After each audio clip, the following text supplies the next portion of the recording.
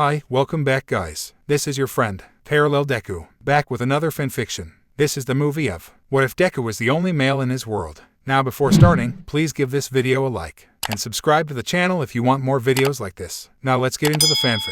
Izuku Midoriya sat dejected on the bench overlooking the park, his shoulders hunched and his eyes downcast as he tried to keep his mind clear of the thoughts and feelings that had been clawing at him the entire day. I shouldn't cry, he thought to himself with a pained sigh as he attempted to restrain a sob from escaping his mouth for the umpteenth time that day. I shouldn't give them the satisfaction. The day had started out so well. In fact, if he was honest with himself, this whole week was going so well for him. Too well, actually, that should have been Izuku's first sign that his world was going to crash around him soon enough. I guess I shouldn't be surprised, Izuku said to himself as he leaned back against the bench, ignoring the sight of families enjoying the spring afternoon around him. I mean, who would have wanted to be in a relationship with Midoriya, my boy? A deep voice broke Izuku out of his thoughts as a towering figure entered his view. She was thin and gaunt, almost skeleton-like, that made her look even taller than she was as she moved closer to him carrying an ice cream cone in each of her hands. I'm sorry it took so long. It seems like everyone in the park decided to get ice cream at the same time. It's no problem, All Might, Izuku said, forcing a semblance of emotion into his voice as he took the single scoop of chocolate ice cream. You didn't have to do this, you know. The former #1 heroine and retired symbol of peace smiled as she sat next to the boy, fully content with spending the afternoon away with the boy who had become the most important person in her life in such a short time. But I wanted to, my boy, she said before coughing into her hand, the feeling of her body betraying her for a moment, dampening the mood for a brief period before the time passed and the same boisterous laugh escaped the older woman's lips. A true hero knows that sometimes you just need to be a shoulder for a friend to lean on. Izuku smiled and forced the frozen dessert to his lips. He savored the taste of chocolate for the first time since he was given the aim to pass American Dream Plan when he had first started training for the UA entrance exam. It felt good to forget the usual well-balanced diet that dominated every meal, at least a little. So, the older woman said after a moment of silence, would you like to talk about it? Izuku sighed as he lowered his eyes lower to the ground. He really didn't want to talk about it, at least not right now. Still, he knew he was the type of person who wore his emotions on his sleeve and that if he didn't get directly in front of it as soon as he could, it would lead to future problems. She broke up with me, Izuku said with a whisper, his voice sounding hollow to his ears as he heard them. She broke up with me and said she only dated me as a joke. All Might placed her empty hand onto his shoulder, calming the young teen before another round of tears escaped his eyes. I know it's stupid, Izuku said, trying not to look at his mentor out of fear of seeing disappointment or pity in her eyes. I know I shouldn't cry about something like this, but no, my boy, All Might said, her voice quiet yet powerful as she forced the teenage boy to look her in the eyes as she spoke to him. You have every right to be as upset as you are, don't let anyone tell you otherwise. He knew it was unfair of him to monopolize All Might, the All Might, for emotional support over something as petty and small as this. Still, if Izuku Midoriya was an expert in one thing, it was how unfair life could be. Well, to be fair, if he was an expert in one thing, it would undoubtedly be quirk analysis specifically. Maybe hero trivia in general, but knowing the unfairness of life was a close third. Maybe fourth if Ka-chan wasn't just messing with him about the ghost pepper curry he made for her birthday dinner last month. He had learned a long time ago that people weren't made equal, especially when you're born not only quirkless but you're born a boy on top of all that. A literal freak if he was using some of the less than favorable terms to describe him during the last 14 years of his life. But he had come to terms with that a long time ago. So what if he wasn't born to the 80% of the population with a quirk? He was going to be a hero. He especially wasn't going to let the fact that he wasn't born in the 90% of the world's female population stop him either. And he had proved them all wrong when he had not only become the successor to the greatest hero that ever lived and proved himself worthy of wielding one for all, but again, when he became only the second man to ever pass the UA entrance exam. He should have been above this, in all honesty. After so much struggle and work, his confidence and sense of self-worth were the highest they had ever been in his life. He stood taller than he did before. He spoke with confidence and a level of strength he would have thought impossible when entering middle school. He was a hero. All Might thought so. All his friends thought so. Even his mom thought so. But, I know, Izuku said as he turned towards a happy couple walking hand in hand through the park, the bunny-haired girl laughing at whatever joke her green-skinned girlfriend told her. She was just the first girl to ever say she liked me that way. The week prior had been a whirlwind of activity, as nearly every hero school in the country descended into UA for a joint training festival, which meant hundreds of aspiring heroines from dozens of hero schools, each with cool and exciting powers and skills, would call UA their home for the next 2 weeks. Honestly, he would have spent the whole first day scribbling into his notebook about each new quirk he saw if Ka-chan hadn't tried snatching it out of his hands. Stupid Deku, stop talking about basic bitches in front of me, his blonde-haired childhood friend growled as she snatched his prized notebook out of his hands.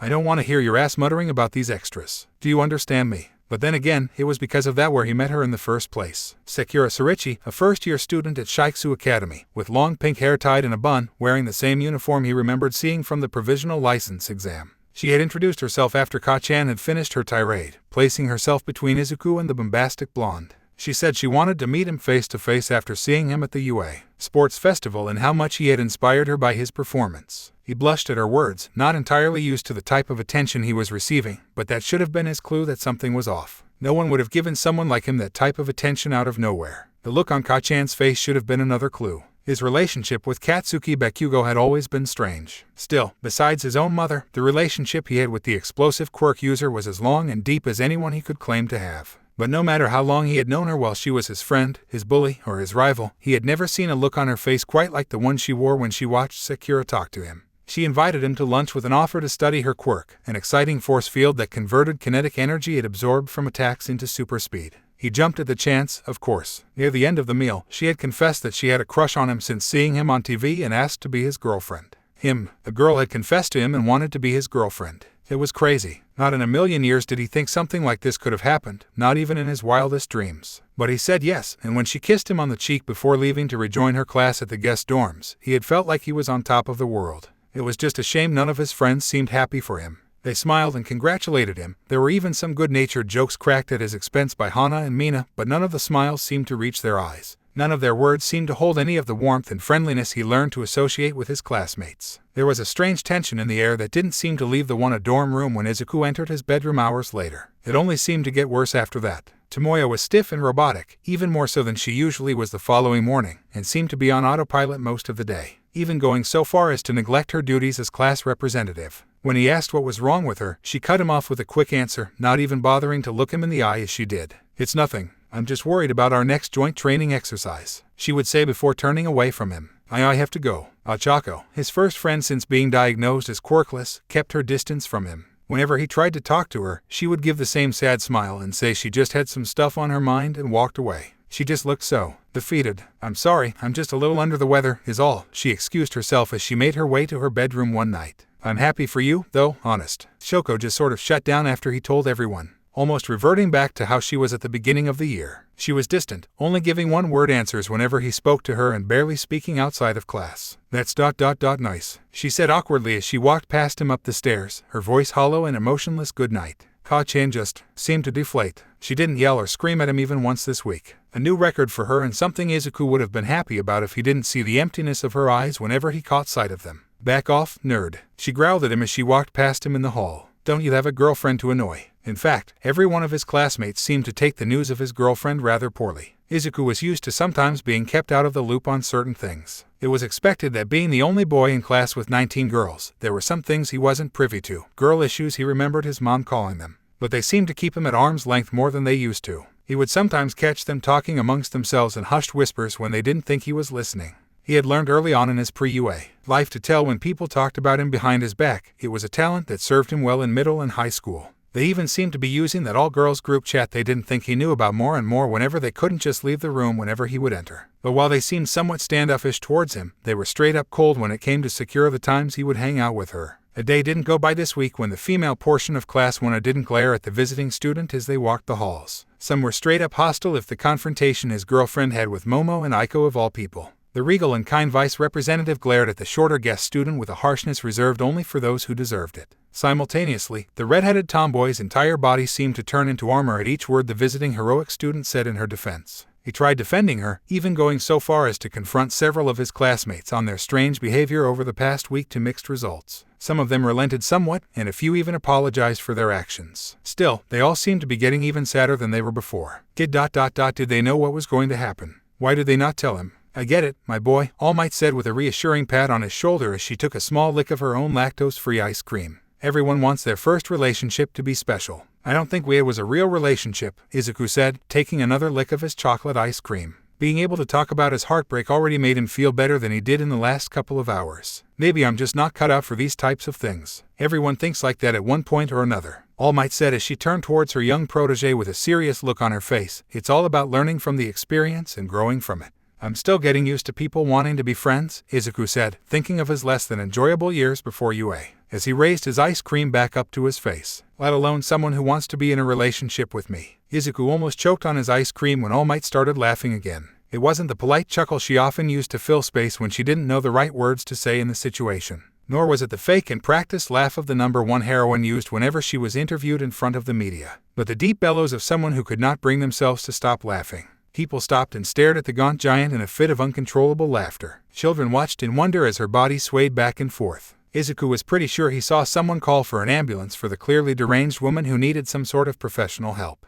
Nonsense, my boy. I'm sure when the time comes, you'll find the right girl. She started before turning her head in an attempt to cover an upcoming cough, or girls the more I think about it. Izuku didn't hear that last part, being far too busy racking his brain about the first half. Would he find someone like that? He thought of his own mother, the person who raised him by herself after her own wife had left them when he was 4 years old. If the kindest person he could think of didn't have someone who saw her the way she deserved to be seen, how could he, a man with a borrowed quirk, even hope to find someone who wanted to be with him? He kept those feelings to himself, though, as he leaned back against the bench and simply enjoyed the peace of the moment. It should have been a beautiful day. In all respects, it was. But something seemed off. A disturbance felt especially hard by the students of UA Academy, the top school for inspiring heroines in all of Japan, despite what many of its sister schools claimed. Birds were singing the coming of spring as the sun shone bright and high in the afternoon sky. But despite the picturesque scenes around them, the students of Class 1 felt off. For the life of her, Hachako Uraraka felt her mind drift away from her training. Her vision shifting away from the bent and slightly broken training dummy and staring off into space as she performed yet another underwhelming hip toss. Class representative Tomoyo Ida felt her mind go numb as she categorized her bookshelf for the third time since this morning, and for the third time that day, felt the crippling anxiety overtake her usual sharp and organized mind with thoughts of what ifs and what could have been. Mina Ishido, usually such an outgoing and peppy young woman, felt utterly drained.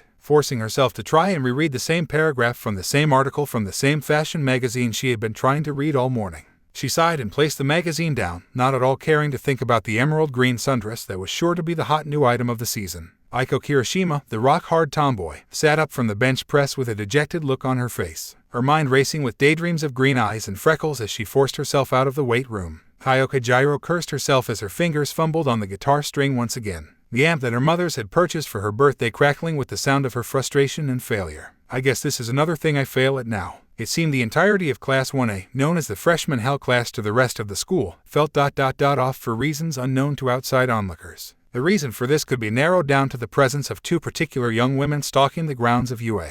Did you see his reaction, though? Oh my goodness, it was hilarious, Sakura Sorichi laughed, her bright pink hair swaying as her body rocked back and forth. I know, right? Her partner and best friend, Mai Satoshi, breathed out. He just shut down, like. She paused as she imitated a computer shutdown noise. That was priceless. I'm disappointed, though, the pink-haired Sakura said in between fits of hushed laughter. I was half expecting him to cry when I told him. Her friend grinned as she thought of the near-comatose male as they left him. The same male who actually thought he could be a hero despite his disability. I guess the little wimp wasn't as pathetic as we thought, the black-haired girl said with a scoff, not like that's saying much. To think that loser actually thought I liked him. What do I look like? Some desperate cow, the pink-haired teenager exclaimed as she tossed her pink curls to the side with a wide grin. He should be thanking me for even pretending to find a male interesting enough to date. I can't wait to tell the others. Her raven-haired friend agreed, stretching the set of bat wings her quirk gave her with a satisfied look on her face as she almost skipped down the hall. Moni and Yuki are gonna freak when we tell them. Strutting through the hallways of the academy, they stopped when they encountered a peculiar figure. It was another male. He was tall, towering over them by more than a foot and seemingly just as wide around the shoulders as both of them combined. He would have been somewhat intimidating if it wasn't for the plain features and dumb smile plastered onto his face. UA was supposed to be the top hero school in the country, and they had 2 male students. There goes only letting the best of the best. He looked at the both of them in a bemused fashion before smiling more as he stared intently at the pink-haired girl.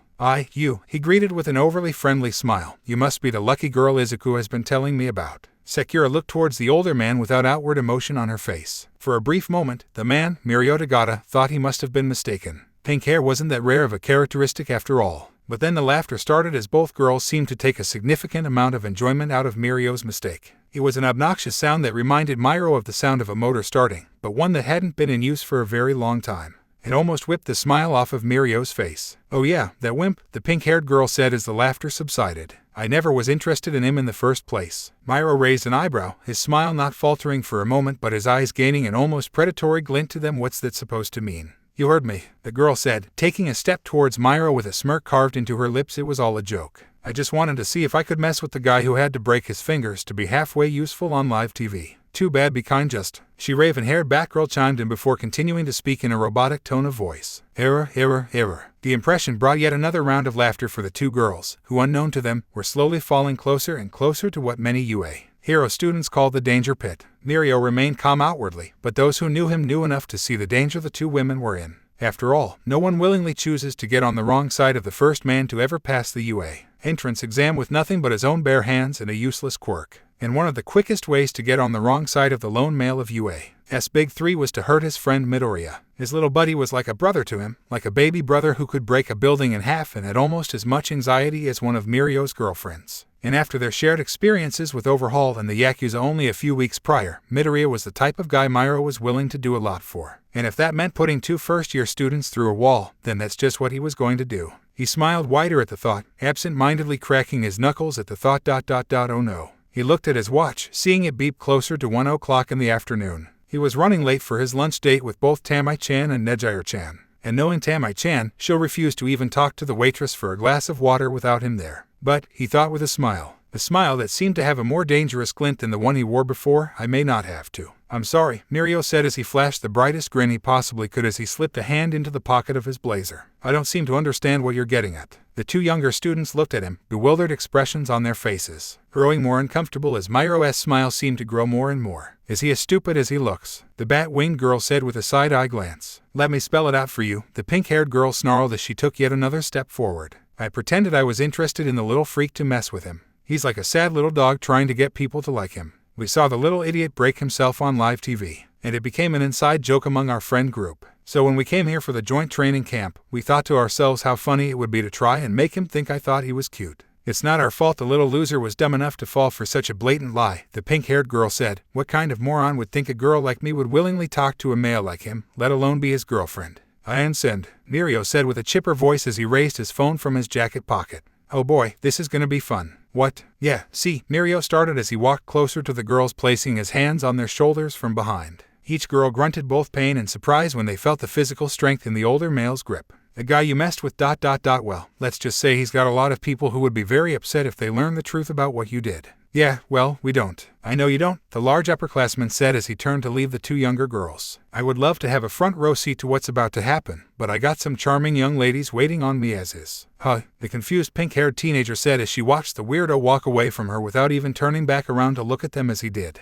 Oh, this is going to be a blast. You'll see, Mirio said as he rounded a corner and disappeared from sight, only popping his head back out for a brief moment. I'd run if I were you. Sakura rolled her eyes at the apparently empty threat before grabbing the arm of her slightly more concerned companion. Whatever. Come on, babe. It's your funeral, he said before disappearing once again, leaving the two women alone with their thoughts. What's he on about? The bat-winged girl said with a slight waver of her voice. Just some jerk-off guy trying to scare us, Sakura said as she continued her walk back to the guest dorms. What's the worst that could happen? Ochako shook her bangs out of her face, feeling an uncomfortable clench in her stomach return as she hoisted the training dummy off the floor. Her mother once said heartbreak gets better as time went on, but she found that it somehow seemed to get worse as time passed. The days felt longer. This whole week seemed to drag on as Ochako counted the days until she who shall not be named would leave the sanctuary of her school, so she didn't have to look at her smug smile anymore. It's not like that would change much, Ochako thought with a sigh. She still won. Ringed. It shouldn't surprise her that Deku found a girlfriend.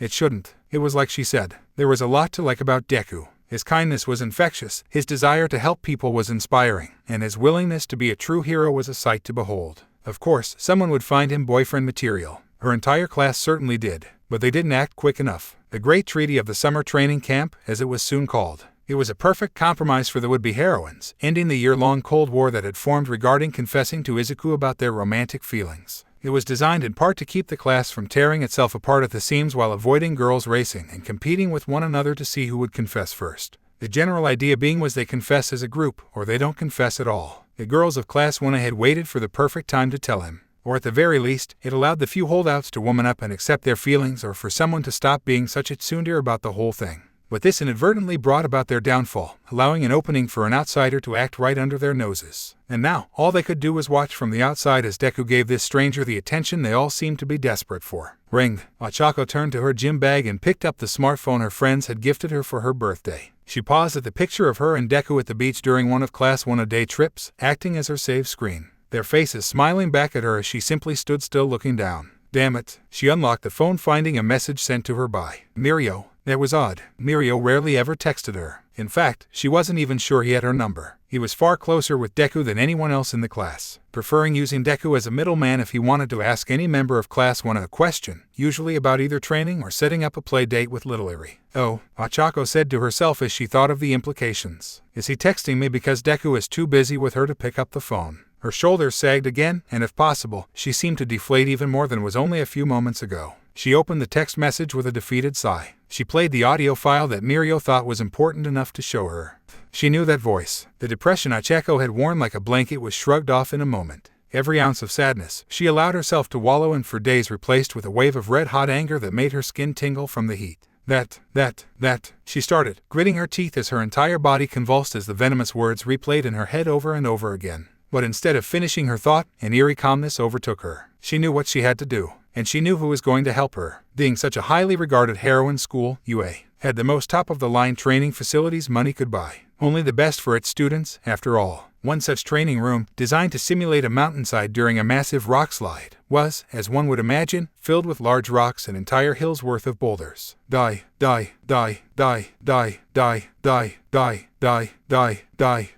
or it was filled with them when the morning began. That was until a certain blonde had spent the better part of her waking hours turning the multi-million-dollar training facility into a field of crushed rock and pebbles. Katsuki finally sat down in the corner of her training room where her bag was and drank heavily from a liter-sized bottle of her favorite sports drink. She went through several of these a day, especially on days where she pushed herself especially hard. But today seemed different. She chugged the rest of the bottle before chucking it against the wall, too frustrated to care where it went at the moment. Despite the quick breather and cool drink, her body still felt like it was on fire. She seethed at the feeling of pent-up energy her body refused to let go of. No matter how hard she tried, she couldn't get over the emotions that threatened to tear her apart. Stupid Deku, stupid extras, stupid, she muttered as she fired another explosion off, shattering a rock the size of a small car into dozens of pieces. You have no one to blame but yourself. Katsuki seethed as her mind betrayed her once again, her inner voice turning into a revolving door of insults against her ego. Did you really think he would be interested in a girl who told him to kill himself? That thought paused her for a moment, freezing her body mid-move as the idea repeated over and over again. He wouldn't, would he? Her relationship with the only boy she had have known was a complicated one, and she'd be lying if she said it wasn't entirely her fault. Every problem that arose between them was because of her, things that would have broken any other relationship she had done tenfold against him. Still, he only thought the best of her, like he saw something that no one else saw. It made Katsuki feel special. Not the type of special that the other girls from elementary through high school said she was, and indeed not how her useless teacher said she was, but like she was her own person, someone who couldn't be simply categorized by her quirk or her skill. And she had to ruin it all by being the biggest bitch she could be to honestly someone too good for her to begin with. Ring. She turned towards her phone that leaned against her gym bag, grateful to have her thoughts interrupted for once. She unlocked her phone and choked back a sob from escaping her mouth when she saw the image of her lock screen. A picture of her and Deku when they were 4 years old in their matching all-might Halloween costumes smiling back at her. Shit, she way too emotional for this crap right now. What does round face want anyway? Katsuki thought to herself as she opened the text. Her usual annoyance overriding her confusion when it came to the extras of her class. There was a reason she muted that stupid group chat Mina had come up with. She knew that voice. Current online users in Midoriya Appreciation Club, Alien Queen, Invisigirl, Manly, Bug Zapper, Sue, Sparkling. Class Mom, Ida, EXPLOSIONMURDER, Jax, Dark Muse, Kirby, Measuring Tape, Koda, Sugar Mama, Tentacool, Todoroki, Juicy Grapefruit, Tailwoman. Bug Zapper, please, someone tell me they heard that too. Alien Queen, well looks like Bakugo has finally snapped. Measuring Tape, not gonna lie, I'm surprised it took this long. Jax, what is she on about now? Explosion murder, him going to fucking jail cause him gonna kill this bitch. Measuring Tape, I see it's about she who will not be named. Invisigirl, please don't bring her up. I can't take another round of heartbreak. Class Mom, it is rather unfortunate how this all turned out. Class Mom, I somewhat feel I'm to blame for this outcome. Alien Queen, no one blames you, Momo. Alien Queen, the agreement was a solid idea. It should have worked. Ida, indeed, all of us coming together and confessing to Izuku as a unified front when the time was right was an excellent idea. Invisigirl, it would have been perfect if that pink-haired hussy didn't ruin it. Ida, language. Sue, she's not wrong. Manly, holy crap.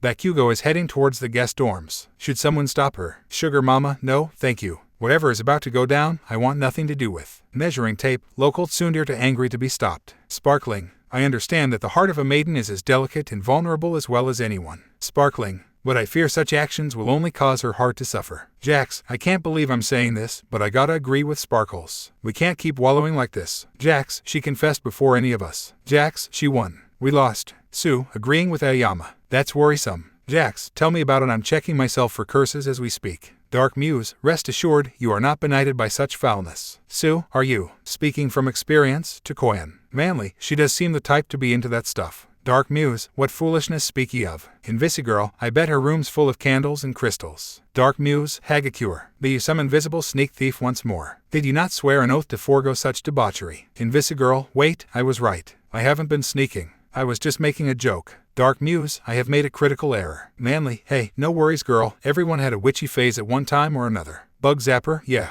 This is a no judgment zone after all. Todoroki, it's how Izuku would want it. Alien Queen, F. Manly, F. Bug Zapper, F. Measuring Tape, F. Jax, F. Manly, Todoroki, hey girl. Good to see you in the chat for once. Todoroki, thank you. Tail Woman, see, I just finished up my spar with Kendo from Class B and was feeling rather good about myself. Tail Woman, then I opened up this chat and was reminded once again of the giant hole in my heart. Tail Woman, I offer you my friendship, and this is how you repay me. Sugar Mama, mood. Manly, mood. Invisigirl, mood. Sue, so are we gonna just let Bakugo murder another student? Ida, I don't think we have anything to worry about. Despite her rather explosive personality, Katsuki isn't stupid. She won't jeopardize her place at UA over something like a relationship. Manly ... Did Ida just make a pun? Ida is typing. Jax, oh, here we go. Class mom, regardless. Ida is right. We are all mature young adults, aspiring heroines who wouldn't go that far just to satisfy our feelings of jealousy. Sue, yeah, but it's Izuku we're talking about. Sue, who here hasn't thought about doing something similar to what Bakugo is doing at least once this week. Invisigirl, Dark Muse, Jax, Alien Queen, Manly, Bug Zapper, Measuring Tape, Sugar Mama, Class Mom, Tail Woman, Ida, Sparkling, Todoroki, yes, I've thought about freezing her several times this week. Sue, my point exactly. Tentacool, guys. Achako is heading towards the guest dorms too.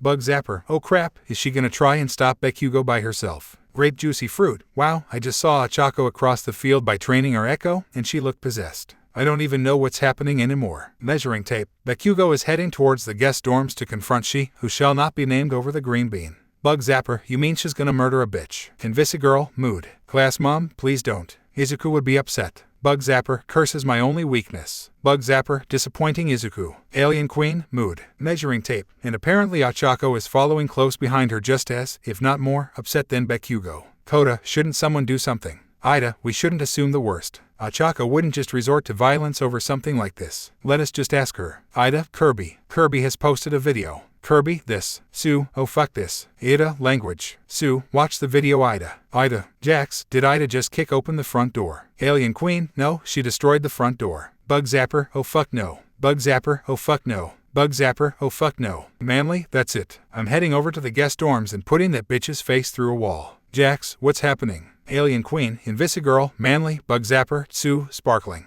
Class Mom, Jax, Dark Muse, Measuring Tape, Koda, Sugar Mama, Tentacool, Todoroki, Grape Juicy Fruit. Alien Queen, ladies, we have a situation on our hands. Jax, that conniving, thieving little thought is a dead woman walking. Dark Muse, this foul beast's dark heart must be ripped out and stomped upon as she has done to our prince. Koda, what ... kind of a monster would do something like this? Sugar Mama, a monster who's about to get her legs broken, that's who. Invisigirl, Momo just made a baseball bat and walked out of the dorms without saying a word. Invisigirl, what a queen. Class Mom, I just want to talk to her. Sparkling, epuventable, how dare this Garces think she can get away with this? A son grand regret. Measuring Tape, Todoroki is literally on fire right now. Grape Juicy Fruit, dude, this isn't the time for jokes. Measuring Tape, no, seriously, she just burst into flames and ran past me towards the guest dorms. Invisigirl, what a queen. Tail Woman, are we meeting up somewhere, or is this a first come, first serve situation? Tentacool, he'll pick you up on the way, flying over right now. Jax, and the explosions have started.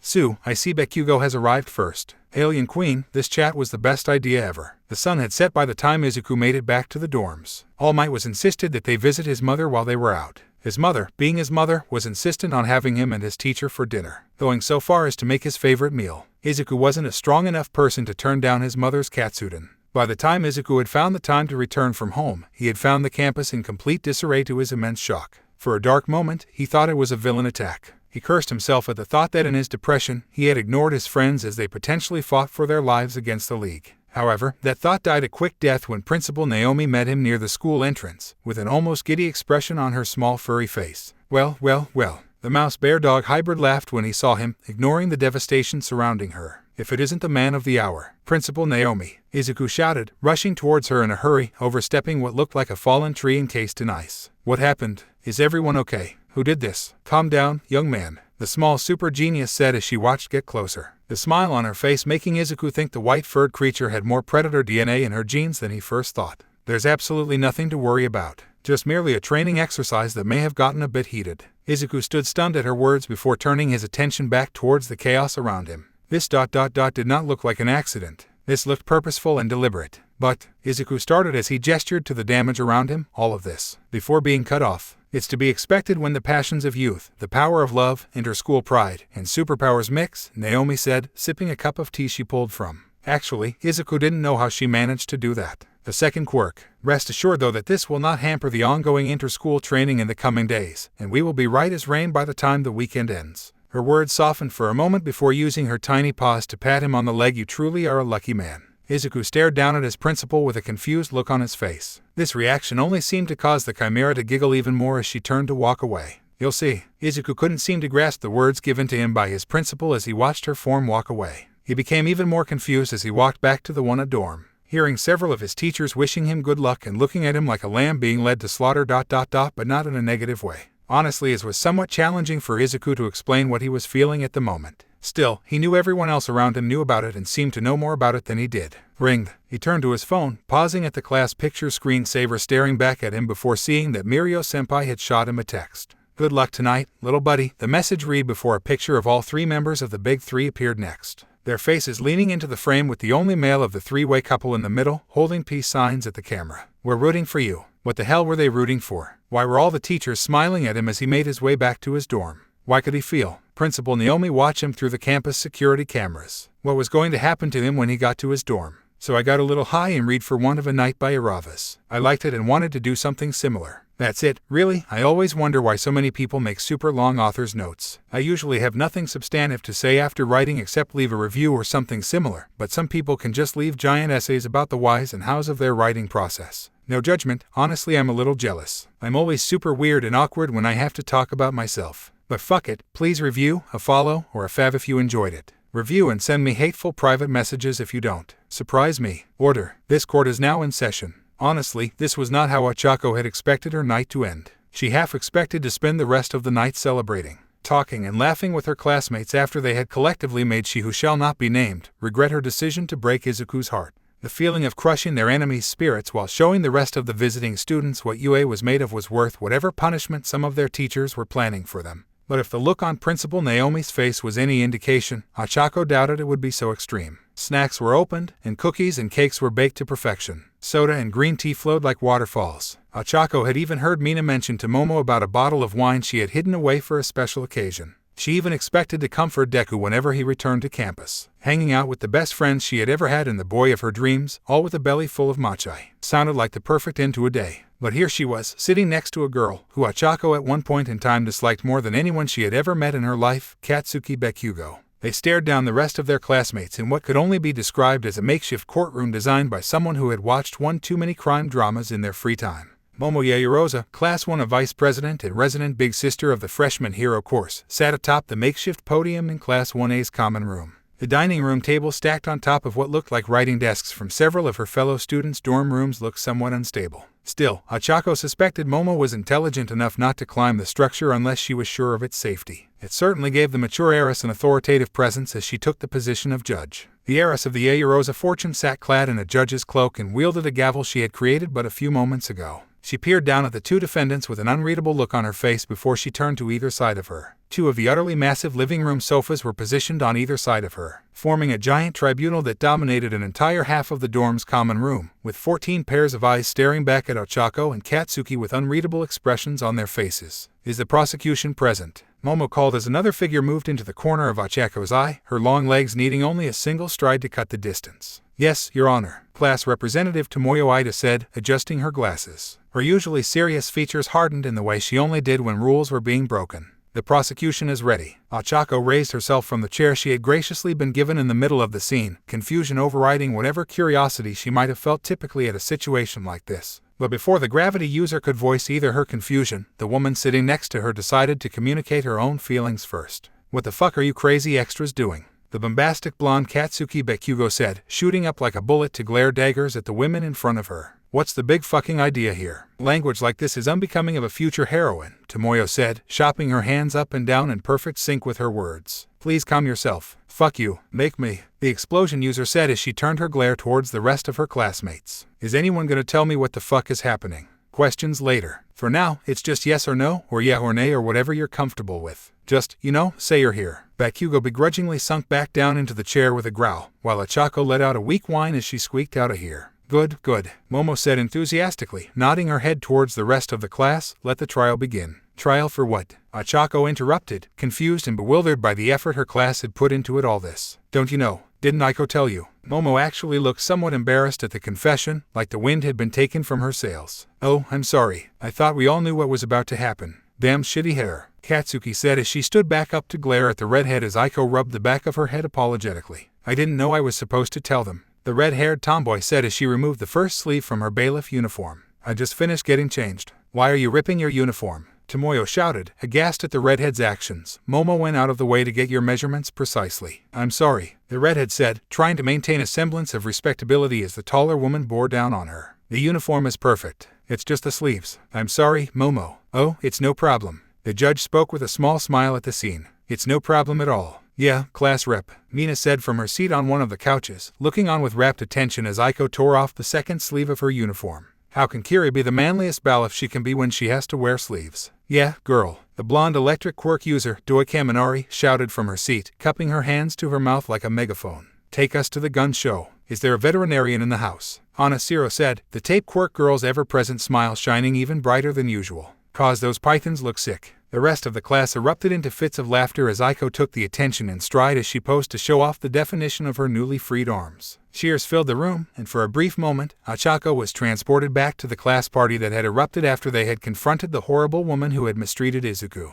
Before, the rest of the class had collectively lost all their minds. As Aiko took her position as bailiff near the dorm entrance, Momo banged the gavel against her makeshift podium, attempting to regain control of the room. As her classmates settled back down into theirs, Momo motioned for Tomoyo to begin whatever she had planned. "Thank you, Miss Yaoyorosa," the youngest daughter of the Ida family began, her tone conveying nothing but the seriousness of her argument. She walked closer to the rest of the class sitting on the couches, esteemed gentlewomen of the jury. "We find ourselves at an impasse, one that risks to tear down much of our hard work and one that will negatively affect not only our future careers but for our very way of life." Achako had to admit, her friend would have made a good lawyer. Even she was on the edge of her seat as the speedster spoke. "I argue that this moment is long since overdue and that those who hold us back," the blue-haired woman said as she removed her glasses to look at Achako and Bakugo, "needs to be reminded what it is we are fighting for." "Here, here," Toru said animatedly, the floating skirt and frilly blouse gyrating in the air in such a way that meant the invisible girl had raised her left arm into the air with a fist clenched. "Who knew class rep was so good at this?" Anna whispered into the elongated ear of Shoji, who could only nod her masked face in agreement. "So manly," Aiko whispered to herself as she watched the scene unfold. "I still don't know what this is about," Achako said as she looked towards Bakugo. "Oh, it's simple," Momo said, her tone even and emotionless, despite the scarlet-red blush erupting on her face. "We're confessing to Izuku tonight." The world seemed to stop for Achako as she stared in open bewilderment at Momo and, by extension, her entire class. This was too soon. She wasn't ready to confess. There were still so many things that had to be done first, something she had to do first. Were the walls getting closer? Achako thought as she tried taking deep breaths to try and calm herself down. Katsuki didn't react much better. "What the fuck are you crazy-ass bitches doing?" The explosive user exploded, the small firework display in her hands a warning to the other women in the room. "We agreed when we all signed that stupid agreement we wouldn't try anything unless we all agreed to. That's kind of the problem, isn't it?" The statuesque brick house of a woman Rikita Sato said. "You two are the only ones who are ever against confessing to him. It is hard not to feel like you guys are holding the rest of us up for whatever reason," Ajira said, her tail sagged to the floor as she spoke. "It's kind of hard not to see a pattern forming. You're ruining my romance subplot." Minda spoke, jumping onto her seat and speaking with an aggravated tone to her lispy and breathy voice. "I didn't luck out and found the perfect guy so that I can get blue-balled by you two. That happens to women," Shoko asked, somewhat confused by the vocabulary used to describe something she had experienced several times during the school year. Was this the reason for all her cold showers after being around Izuku? A cooter like you wouldn't understand, the tiny purple girl said as she pointed an accusatory finger at her taller classmate. I'm a cooter, Shopko said in a whisper, not fully understanding what the pint-sized girl meant by the word but knew it was perverted if Minta said it. Shoko can't be a cooter, the invisible girl retorted, her love of anime and all things cute driving her to defend her classmate's honor. She's more of Dander. What's the difference? The electric quirk user said as she scratched the back of her head. She was pretty sure those were the same thing the last time she checked. The Dander character is the strong silent type, Minta explained, silently thanking her lucky stars that all the dating sims she played during middle and high school were paying off. Cooters are quiet, but they're cold and cynical even to their love interest.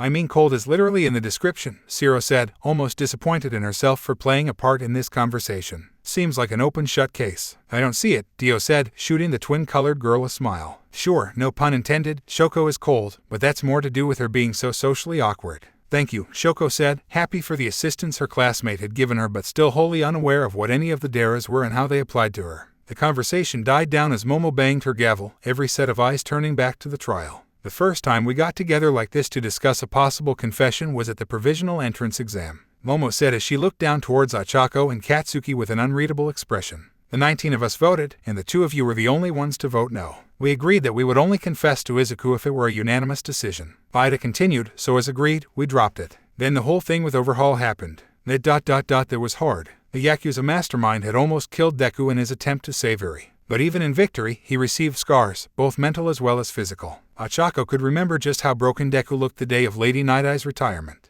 A long and storied career cut short due to life-altering injuries, and Deku blamed himself for it all. We voted to confess to him at the Culture Festival, Gyro said with a blush on her face, clearly remembering the love song she had written explicitly for them to perform for the green-haired boy privately. But you guys still said no. Then a few weeks later, we lost him, Shoko said, her voice like an icy dagger to Achako's heart, when he was confessed to by her right under our very noses. If you're gonna say something, just say it. Katsuki barked, her voice threatening but not carrying as much bite as one of her barbs usually did. Well, Koja said, the animal-speaking heroine of Class 1 said, her voice as soft and delicate as a silk ribbon as she searched for the right words. It's just ... you two specifically, well, your love for Izuku shines like a full moon on a dark autumn night, Takoyama said, saving her shy friend the ordeal she found herself in. Yet the light of your feelings lay hidden by the gray clouds of hesitation and fear, like the beak of an Inkai black raven. Yeah, yeah, like that, Koja said, silently nodding with her gothic friend's words before continuing. It's obvious you like him just as much as everyone else here, but out of all of us, you guys are the only ones hesitating to admit it.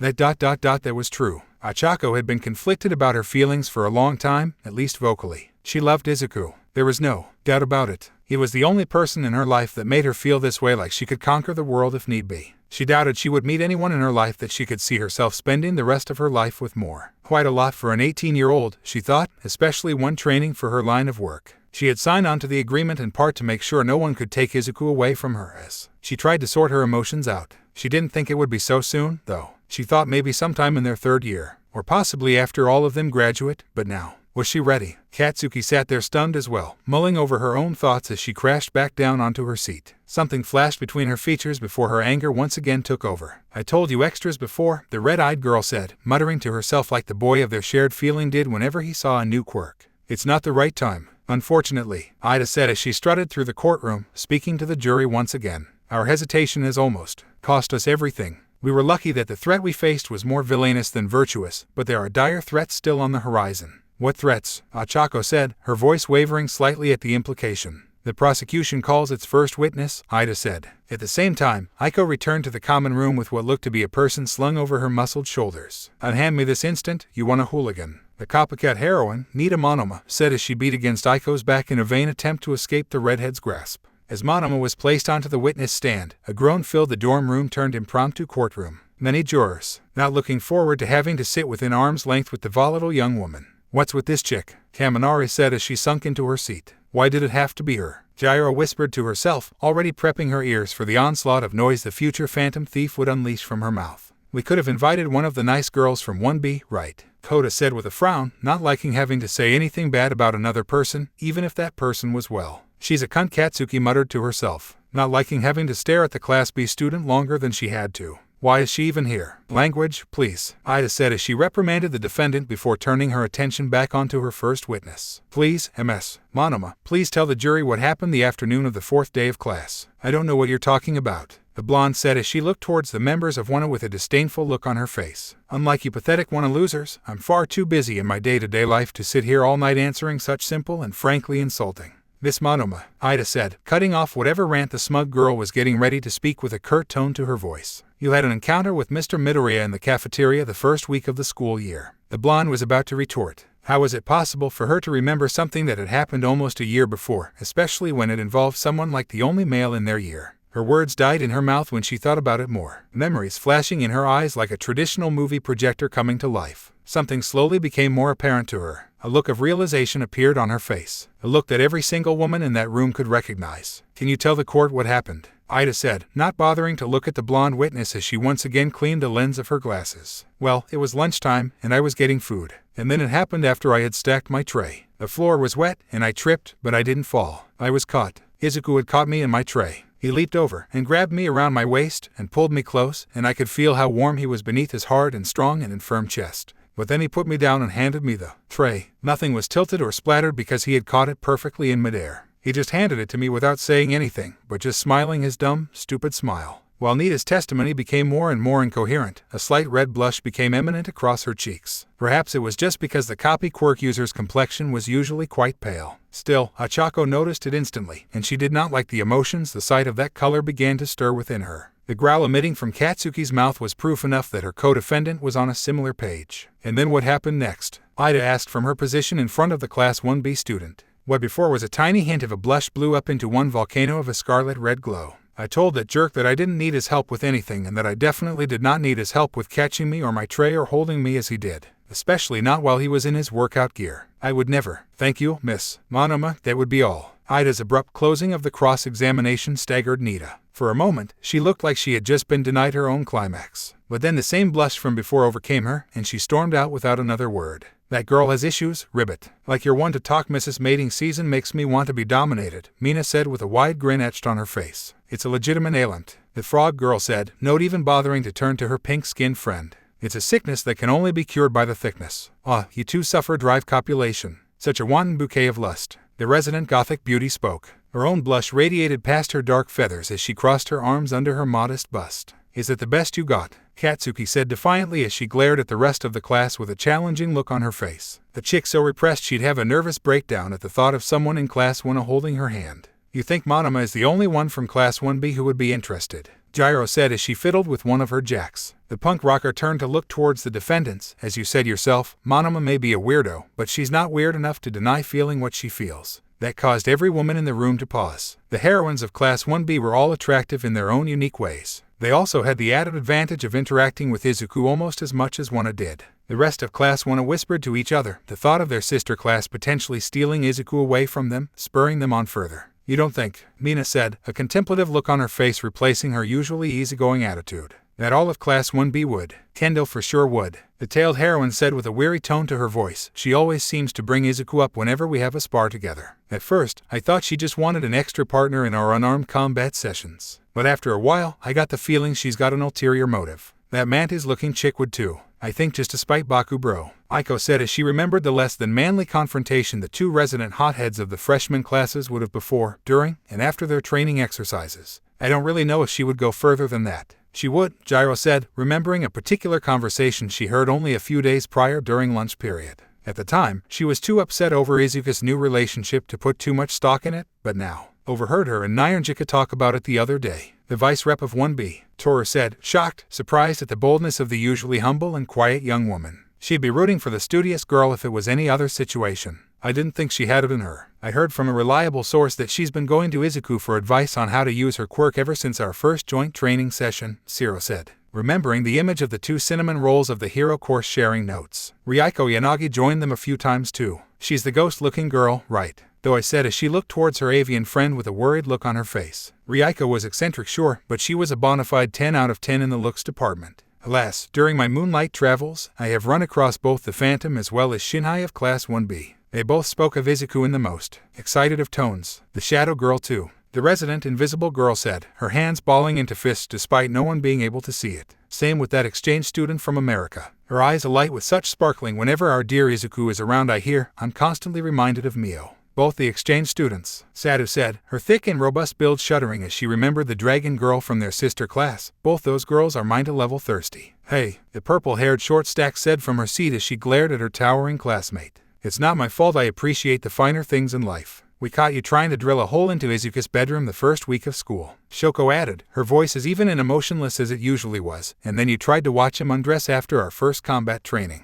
As I said, the short woman said as she sat back down with a huff. The finer things in life. A slam of the gavel calmed the chatter among the class as Momo called for the next witness. Ochako could do nothing but watch as Aiko left to gather whoever the next witness would be. She felt a hole growing in the bottom of her stomach as she wondered just who would enter through the door next. Ochako could feel her pulse increase when she heard the sound of the door opening again as Aiko led and not her. What's with that look round face? Katsuki said as she leaned back in her chair. Whatever anxiety that showed on her face a moment ago was gone and replaced with the scowl most identified to her. Who is this extra? Boobs, Ochako whispered as she watched in utter shock who walked shoulder to shoulder with Aiko. Mei Hatsume walked through the door with the same excited and manic energy she applied to most things in her life. Her golden eyes bounced off every surface in her path. Ochako felt herself almost gasp when the familiar pair of eyes rested upon her. Oh hey, it's you. The pinkette smiled as she looked at Ochako, unaware of the torrent of emotions the brunette was thinking. What was your name again? You're Raka, the gravity user said as she eyed her pink-haired counterpart. You know, the girl who can control gravity. Oh yeah,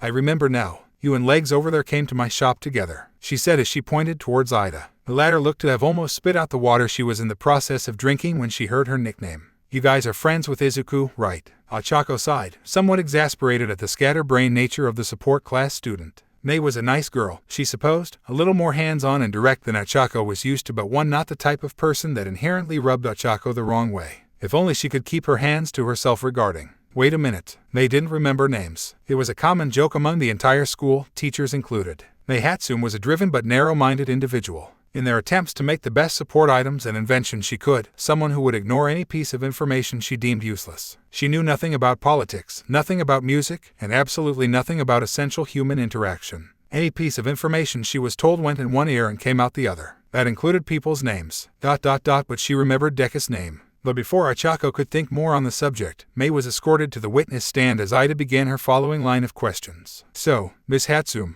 we have a few questions we would like to ask you if you don't mind. I guess. The crosshairs of Mei's eyes turned to the women who now surrounded her, her smile not faltering a bit as she did. I don't know why I'm here, but ask away, Thigh Mama. Good, Ida said, trying hard to ignore the nickname as well as the comments she heard her classmates make praising her thighs. Now, can you please tell the jury of your relationship with one Izuku Midoriya? Muscles, Mei said as she tilted her head, a confused look crossing her features for the first time Ochako had ever seen grace the girl's features since knowing her. I'm gonna fuck him, of course. Good, now please tell the jury what. Ida's planned question died as soon as her mind registered Mei's words. Excuse me, what? Wow, and I thought I was blunt ribbit, Sue said as she surveyed the delayed effect Mei's statement had on the rest of the class. Momo dropped her gavel, the dull thud echoing off the walls as she sat stunned, trying to regain her train of thought. Aiko had found herself just staring at the woman on the stand in blatant wonderment, and was that respect. Ida had almost fainted but managed to catch herself on the kitchen island acting as the prosecutor's desk. Toru's reaction, like always, was animated, her floating clothes twisting and turning in the air like they had been caught in a hurricane as she shook her head back and forth. After she shifted all her limbs back from wide-open mouths, Meza helped Rikita lift Kota back to her seat after she had fainted onto Minta, crushing the small girl as she let out a wail of despair. Though I had short-circuited, similar to how she would if she had overcharged her quirk if the look on her was any indication. Gyro had fallen out of her seat with a blush that covered every inch of visible skin. Anna just looked on, her jaw somewhere on the floor next to the plate of cookies Sadu dropped as she rushed to help Kota and Minta. Ajiro's tail had shot straight up into the air, impacting Yuga's no longer sparkling face as she tried to hold in whatever French curse word was on her lips at the moment. Takoyami sat straight in her seat, her feathers bristled and sticking in every direction as dark shadow appeared next to her face. The sentient quirk's own features showing shock and despair as it held its feathered hands to its face. Shoko sat silently, but half her body was on fire. At the same time, the other half had frozen her nearest neighbor, an unfortunate Hana's leg, to her seat. The only one on the couch who took the words in a somewhat healthy manner was surprisingly Mina, whose face was no longer its usual pink but instead a deep purple as she looked onto the chaos with a pleased smile on her face as she nodded her head silently. Ribbit. Sue managed to see all this from her spot on the ceiling after she had catapulted herself 10 feet into the air in the surprise of the Pinkette's words. The defendants, on the other hand. What the fuck did you say? You pink-haired SCANK. Katsuki roared as she charged towards the still smiling engineer, only to be tackled to the ground by the combined efforts of both Aiko and Ida. No one is putting their hands on Deku unless I say so. Calm down, Baku bro, Aiko said, instinctively turning a part of her body into hardened armor to absorb whatever blows her best friend would throw. This type of reaction is unbecoming of a future heroine, Ida said. Using her more considerable stature and bulk, she tried to smother the smaller and shorter girl but found it a difficult task regardless. Ochako took the chaos around her and with a severe look on her face. She was always a bit iffy regarding Mei, ever since she had seen how she and Izuku got along so well at the sports festival. The first time she had begun to be honest with herself about her own feelings. Even now, seeing the smile still plastered on Mei's face after inadvertently causing the chaos surrounding her, Ochako could feel something tug at her heart. Why? The gravity user said from her seat, looking from her own hands clenching the fabric of her still dirty workout pants, before staring Mei in the eye. Why do you have feelings for Deku? I mean, you have eyes, right? The engineer said, her voice sounding like she was explaining something to a child. He's so muscly and has cute freckles on his cheeks I just want to squeeze. Mei went quiet as she looked away from Ochako. A blush had appeared on her face, and a far less manic look entered her eyes. He's also the only person besides my parents who doesn't make me feel wrong about the things I like. Do you know how hard it is for someone like me to find someone who can stand to talk to me for more than a handful of seconds? Izuku appreciates me for who I am. He makes me ... want to be a better version of me. The rest of the class sat silently as they watched Mei speak. Even Katsuki stopped her struggle as she watched the support student say her piece. Ochako felt a huge weight lift off her shoulders as she listened to Mei's words. Momo, the poor girl, fought to keep the tears out of her eyes. Simultaneously, the ordinarily stoic Shoko had a slight smile on her face from hearing the similar situation to how she discovered her own feelings. The sparkling brightness of a maiden in love. Aoyama said with a tear in her eye, it reminds me of moi, no. Like a sunrise breaking through the darkness of a young dawn. I've only met this girl today, but if anything bad were to happen to her, I wouldn't know what to do with myself, Mina said as she launched herself at her fellow Pinkette to hug and squeeze. Can we keep her, please? This isn't what this trial is supposed to be about,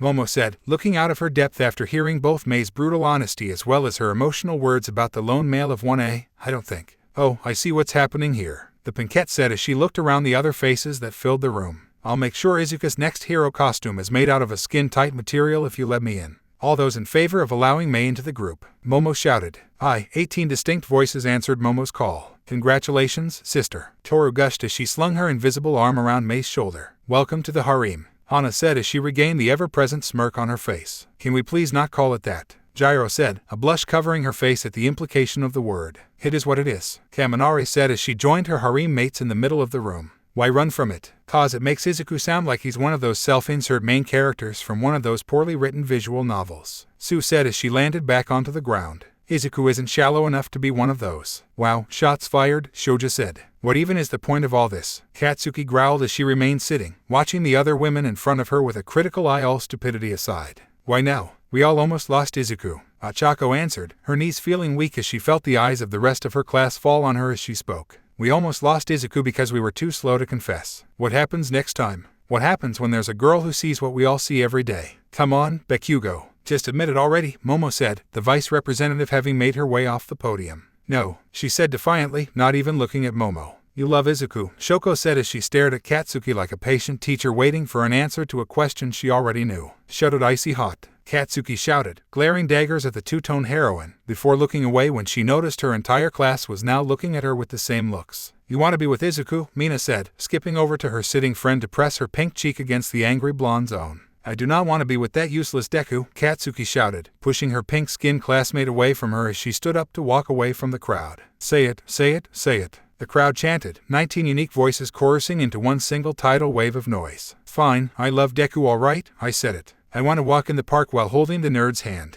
I want him to make me my favorite curry every year for my birthday. I want him to kiss me and tell me I'll always be his Ka-chan. I want to carry that nerd's child. The explosive blonde shouted, collapsing into her seat as if every ounce of her energy had left her body. She huffed to catch her breath as she stared at the 19 pairs of eyes staring at her in bewilderment. Is that what you want me to say? The room was quiet as if everyone still needed the time to process what Katsuki Bakugo, the most headstrong and volatile woman any of them had ever met in their lives, had said and what she looked like now. Gone was the angry scowl or cocky smirk. Gone was the dangerous glint in her red eyes. Instead, replaced with quivering lips set in a pout and a scarlet blush no one had ever seen on the explosive girl before. She looked like a pure maiden who had just realized she was in love for the first time. See, Ida said as she planted her hands onto her hips. Don't you feel better with that off your chest? Fuck off, Four Eyes. And the old Katsuki had returned. Then it settled, Momo declared as she banged her gavel against the podium, effectively calling whatever kangaroo court that had taken control of the Wana dorms to a close. The class erupted in cheers and hollers. Some of the young women, like Tsu and Shoko, consoled several of their classmates having emotional episodes, such as Toru and Koji. Aiko shed manly tears of happiness at the declaration, pumping her fists into the air as she did. Mina had started muttering uncontrollably about all the couple's activities she was finally going to experience, some of which weren't actually perverted, surprising the few who heard her. So we're really doing this, Koda said, her voice even softer than it was before. She felt like pinching herself. This is actually happening. When Izuku gets back from wherever he went tonight, then indeed we are, Ida said as she readjusted her glasses, trying hard to hide just how emotional she was at the moment. The feelings she had held since Stain was about to be uttered to the man who had saved her life. She needed to call her sister and mother immediately. I'm literally shaking, Toru said as she wrapped her arms around herself. This calls for a group hug to our last two holdouts, and to our new sister in arms, Mina shouted as she wrapped her arms around Mei and Aiko, dragging the two of them towards where Ochako and Katsuki still stood. I don't know who you are, but I'm just happy to be here, Mei said, her smile not leaving her face as her fellow pink sister manhandled her. Mina Ashido, 1A. Mei Hatsume, 1H. If you touch me, Pinky, I'll rip your hair out of your head, Katsuki said as she backed away from the approaching mob led by Raccoon Eyes. The two pink-haired young women looked to one another before responding simultaneously. Which one? Before Katsuki could respond, she felt the first pair of arms wrap around her. Fucking round face like the fucking traitor she was had managed to trap her arms from behind, the rest of the extras following soon after. Aiko tackled her onto the couch, followed soon after by a grinning Dio and Hana as the taped heroine shouted dog pile on the top of her lungs. They had landed on top of Mina's stomach through the chaos as Kyoka was lifted off her feet by a grinning Shoji. One by one, each had joined in, wrapping their arms around each other. I'm gonna kill every single one of you while you sleep, Katsuki mumbled,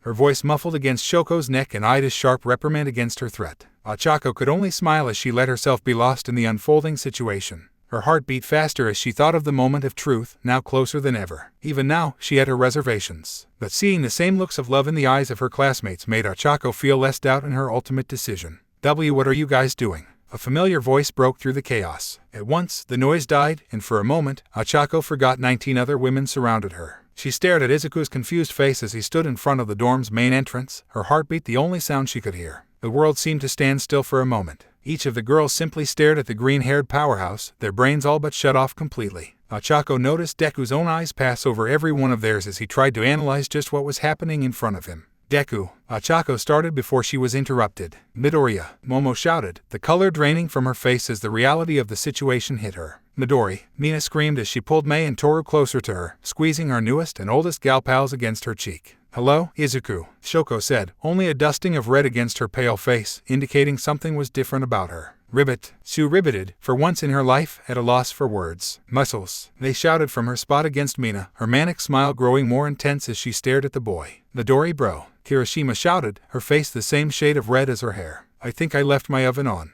Rikia said, her nerves momentarily getting the better of her as she tried to excuse herself to leave, only to feel the grip on her shoulders tighten, keeping her in place. Sup Green, Gyro said, trying hard to keep her heartbeat in check and remain calm. Izuku, Nashiro said with a grunt as she stepped on her tail to keep the limb from wagging out of control. Zuzu, Toru said, almost skipping in place as the scene unfolded, excitement practically bubbling over as she was forced to wait for the others to make the first move. Shuri, Aoyama shouted as she tried to twirl where she stood, only to find herself tangled around the limbs of her classmates. Fancy seeing you here, Kaminari said, shooting finger guns as she prepared to confess to the man she wanted to spend the rest of her life with. My prince of the night, Takoyami shouted, her eyes wide open, and her beak hung low as dark shadow moved to push her forward. This isn't my dorm room, Shiro said, her brain trying in desperation to find a coherent statement and only just barely succeeding. Well, Meza Shoji said, her multiple arms holding many of her classmates, becoming slack and falling to her side, I got nothing. I think I should go feed my bunny right now, Koja Koda said as she fought desperately to remain conscious as she once again felt like she was going to faint. Mina said nothing, only pulling out what looked to be a condom out of the pocket of her skirt, a lecherous smile plastered on her face. DKU, Katsuki growled as she looked at her childhood best friend like a wild lioness on the hunt for her next meal. Stick to the agreement, everyone, Ida said, her tone carrying all the authority of her position as class representative as her hands were a blur of motion.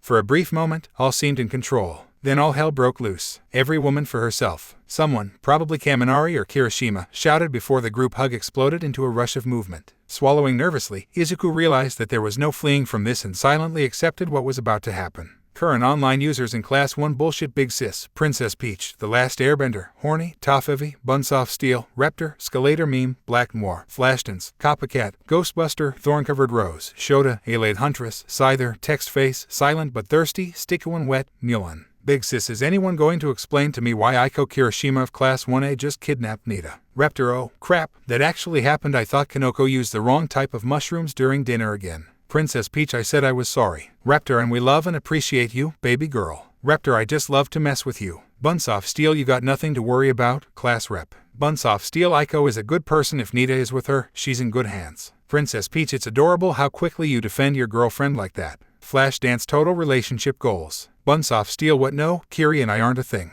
Bunsoft Steel, she's not my type. Reptor, it is too much like masturbation, right? Thorn-Covered Rose, SETSUNA. Thorn-Covered Rose, have you no shame? Reptor, not really, no. Top Heavy Man, Satsuna, you need to get laid. Reptor, you're not telling me something I don't know. Shota-sen, not you too. Top Heavy, I could go for a nice lay myself. Hey Late Huntress, shouldn't you say you wouldn't mind getting drilled? Top Heavy, huh, nice. Flashdance, speaking of a nice lay. Flashdance, has anyone seen Izuku Midoriya today? Top Heavy, he usually works out at Training Ground Alpha Saturday afternoon. But I didn't see him when I was there earlier. Reptor, were you only there to try and snap a couple more pictures of him? Top Heavy, you're complaining. Reptor, hell no, those pictures are the only thing that got me through the winter. Shota, oh god, is it time to thirst over Izuku already? Big Sis, fine, I call this meeting of the Give Me the Deku Social Club to order. Black Moore, I can't believe Sek convinced you to call it that. Big Sis, I can't believe your username is black in 2 separate languages. Black Moore, I don't believe I asked for your opinion. Scalator Meme, motion to have Midoriya let me run my tongue over those abs. Ghostbuster seconded. Princess Peach thirded.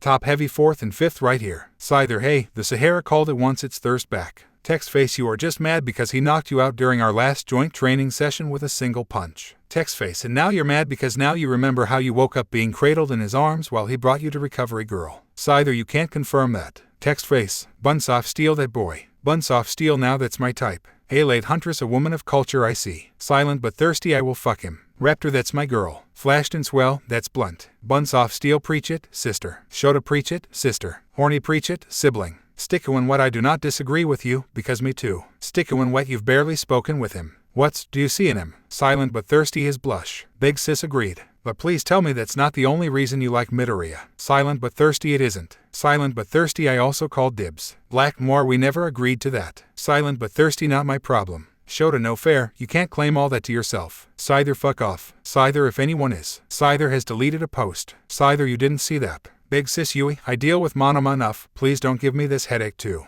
Thorn-Covered Rose, lust is a sin, my sisters. Top Heavy, hold the phone. Skeletor, me Monoma, our Monoma, she's openly thirsting for Midoriya, when were you going to tell us? Alade Huntress Ibara, I apologize if I ever offended you during our late-night philosophical discussions on religion. Alade Huntress, because clearly, God exists. Princess Peach, is it shocking? Princess Peach, don't we all like Izuku that way? Top Heavy, preach. Reptor, preach. Skeletor Meme, preach. Black Noir, preach. Stickowin Wet, preach. The Last Airbender, I'm actually surprised with you though, Kanoko. The Last Airbender, I always figured you'd be more into those pretty host types. The Last Airbender, not buff, green, and nerdy. Princess Peach, he likes my quirk, and he enjoys it when I talk about mushrooms. The Last Airbender, he also thinks your eyes are pretty. Princess Peach, he does. The Last Airbender, I heard him mutter it during training one time. Silent but Thirsty mushrooms. Reptor, they're everywhere. Big Sis Kanoko, please. Princess Peach, IIT's fine. Princess Peach, I have it under control. Princess Peach, I can handle this.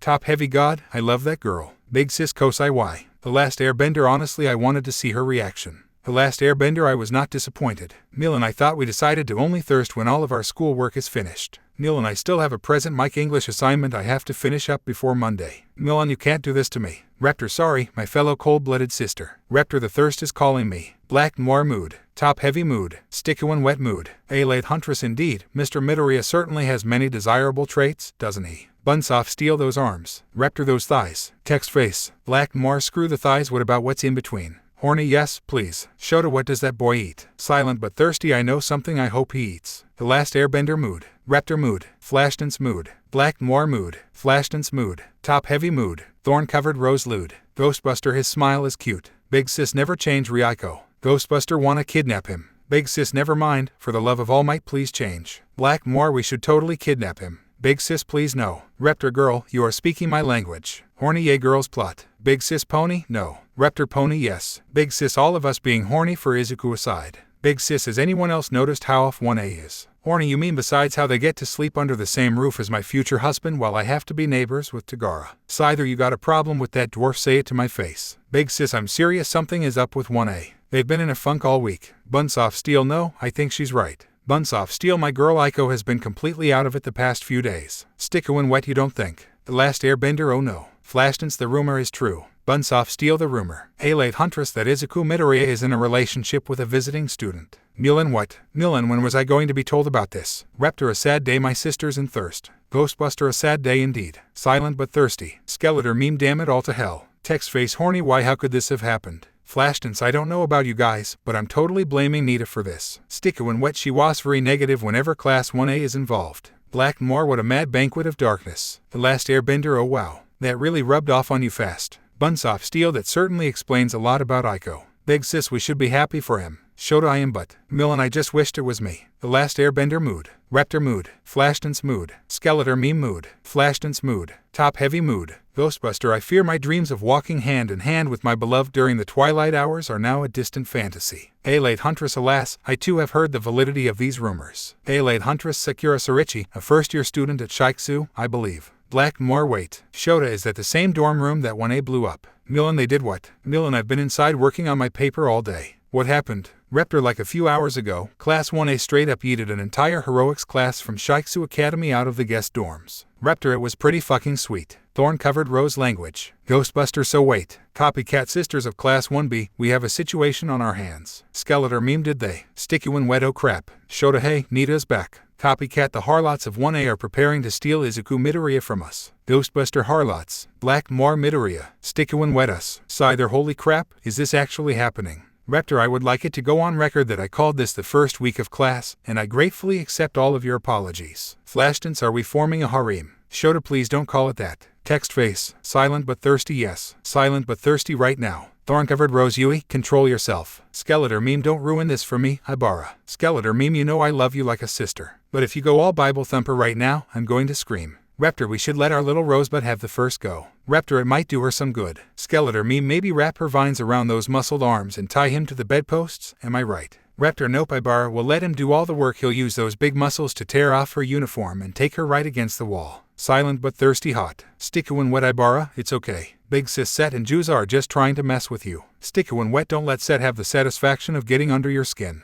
Thorn-covered rose you're right, of course. Thorn-covered rose they're simply placing their own immoral thoughts and sins onto me. Thorn-covered rose they certainly didn't find my journal and read the passage from last week. Raptor, silent but thirsty. Skeletor meme. Top heavy did she just. Shota holy crap Set and Juza just broke into Ibara's room. Thorn-covered rose don't you dare read my notebook it's just a writing exercise. Ghostbuster if this is an exercise. Ghostbuster I really want to see what the real thing looks like. Silent but thirsty wow. Shota I will never look at Ibara the same way again. Bunsoft Steel man. Look at us. Flashdance forming a harem with the best friends a girl could ask for. Raptor oh, stop. Raptor you're gonna make me cry. Horny this chat was the best idea ever. The sun had risen several minutes ago, signaling the start of a new day. But to Izuku Midoriya, hero in training and ninth wielder of One for All, it felt as if several hours had already passed since his surroundings became illuminated. Time, he had learned, seemed to have no meaning at the moment, as he laid there as still as he could. He was not a stranger to sleepless nights, not by a long shot. More than once, he had found himself ignoring the comfort of his bed whenever a particular madness had taken hold of him. Sometimes it was a specific online debate over the superiority of one pro-heroine over another. All might over Endeavor, any day of the week, thank you very much. Sometimes he simply let his mind wander towards a particular creative outlet. Whether it be putting the finishing touches on one of his model sets or the writing and or reading of hero-themed fanfiction.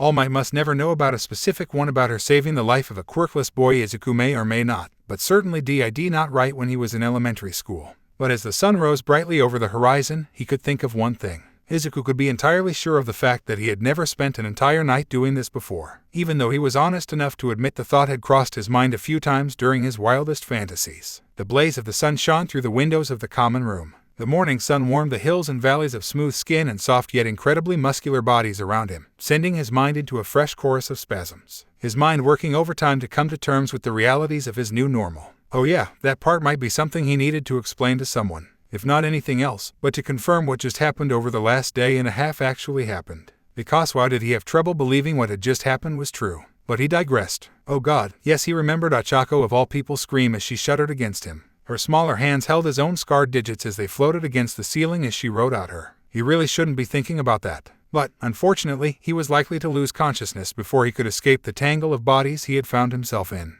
He needed space to think, and he couldn't think properly when he was tangled up like this. Izuku gulped as he stared upwards towards the ceiling, using the sound of light snoring and the rhythmic breathing of 20 bodies around him to distract himself from the encroaching thoughts and memories. An action that almost went up in smoke when he accidentally caught a whiff of the brown sugar body wash Kaken used. The sweet smell drove Izuku crazy as the blonde turned in her sleep, her naked thighs rubbing against his legs accidentally. Accidentally, Izuku thought with a roll of his eyes. Kaken never did anything accidentally, even when she was asleep. Oh fuck yeah, you're so fucking huge, Kaken shouted as she looked down at him. Her eyes blazed with a lust-fueled haze as she rode him again. I want everything, you hear me, nerd, I want you to ruin me. Oh God, this was harder than he thought it would be. Izuku took a deep breath and summoned every skill and trick he had mastered during his long life as a social outcast before he had met All Might and gained a quirk. Izuku relaxed his arms and let them slack against the floor. He ignored the itch on the side of his nose to avoid inadvertently waking one of his companions from their well-earned sleep. He shifted his left arm out of Momo's grasp, instantly missing the warmth of her body as soon as it left his skin. Thankfully, the motion didn't awaken the young woman. Still, if the pout on her face meant anything, then she knew something was wrong in her subconscious, even if she didn't know what. Izuku sat up slowly, unwrapping the arms of Ochako and Hana around his neck as he did so. Izuku silently thanked the flexibility training Su had put him through since the beginning of the year as he contorted his lower body off the ground, quickly lifting the passed out and smiling form of Dio as he did. He twisted his torso as he lowered the blonde back to the ground, almost falling face first when he had heard Dio moan in her sleep about wanting her daddy to play with her more. What were the odds the electric user was talking about him, though? Right, he couldn't have been daddy, right? Oh no, I failed my English test, Duo whispered as she wrapped her legs around Izuku's waist, keeping him right where she wanted him. I hope daddy isn't too hard on me. Oh God, he was daddy. Izuku, you're muttering, a voice said from Izuku's right, freezing the boy to where he stood. He turned towards the noise, finding the form of Shoko, naked as the day she was born, staring at him with what looked to be a bowl of the leftover soba from dinner. The past 24 hours had been a blur. Still, Izuku distinctly remembered someone, probably Momo, had catered dinner for them all from a restaurant he had never heard about before. All he knew was it was the type of restaurant he had never been able to afford to eat by himself before, and that Momo had paid for it herself as her treat. According to the heiress, they were too busy to worry about cooking. Instead, they all needed their strength and focus for other activities. Oh yes, Momo moaned into his mouth as she kissed him, her hips grinding even harder than before. Make me yours. The activities. Izuku stared at the twinkle-red-haired girl. He was frozen to his spot as he could only watch the girl finish up the remainder of her noodles before placing the no-empty bowl on top of the table. She smiled at him, one of those small smiles she only ever used when they were together, before making her way towards him. Before Izuku could do anything, the girl had cut the difference between the two of them. She wrapped him in a hug before gently bringing him back down onto the floor with the rest of his classmates. Well, classmates might be the wrong word to use now that he thought about it. Wait, were they all his GG girlfriends? Oh man, Izuku thought to himself as he readjusted his head for Shoko to rest her head in the crook of his neck.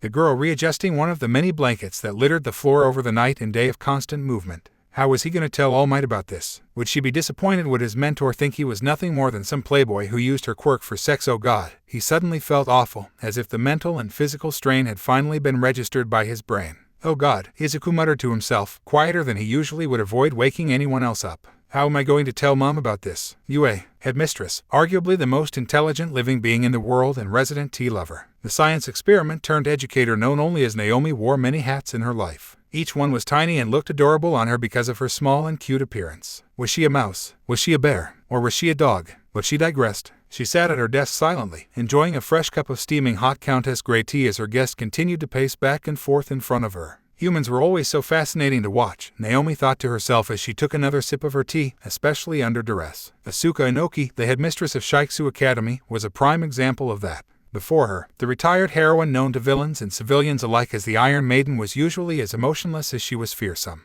The giant woman, whose quirk granted her strength enough to turn dumbbells into balls of scrap in her hands and transform her body into steel, was as respected as she was feared during her active duty time. But despite being hailed by many in heroics as a constant professional, she was far from the image of stoic perfection she conveyed on the job. The steel-like gray skin of her body was tinged with a red hue, a telltale sign for those who knew her that she was working herself into one of her rare shows of emotion. How dare they, she spoke, her usually calm and even tone breaking from barely contained anger. To think my own students would do something like this. The ironclad headmistress of Shiksu Academy had been a storm of anger when she had entered Nimi's office the previous hour. She took her role as both an educator and den mother for her students seriously. When she had first heard of the members of Class 1A confronting the Shiksu students that evening, Nami's counterpart had threatened to pull Shiketsu out of the joint training exercise. She had even gone so far as to threaten Naomi's position at UA, with a call to the Heroics Commission, which was a mistake on her part. But Naomi chalked it up to the instincts of a mama bear lashing out when her cubs were threatened. Naomi could respect that. She didn't like it, but she understood the emotion.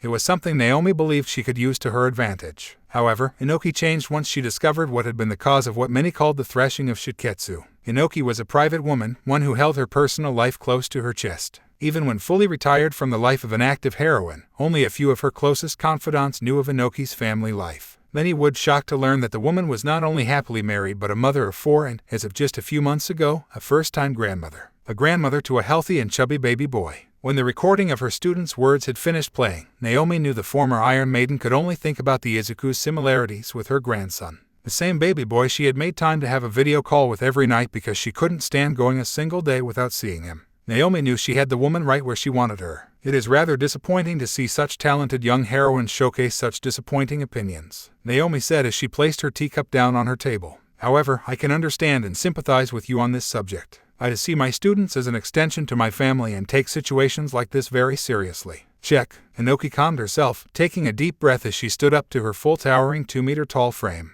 While she seemed to return to her normal stoic-like appearance, Naomi knew for a fact the woman before her was no longer her enemy. We at Shiksu take allegations of bullying very seriously, Inoki had said evenly, but Naomi could see flecks of red in her eyes when she did it.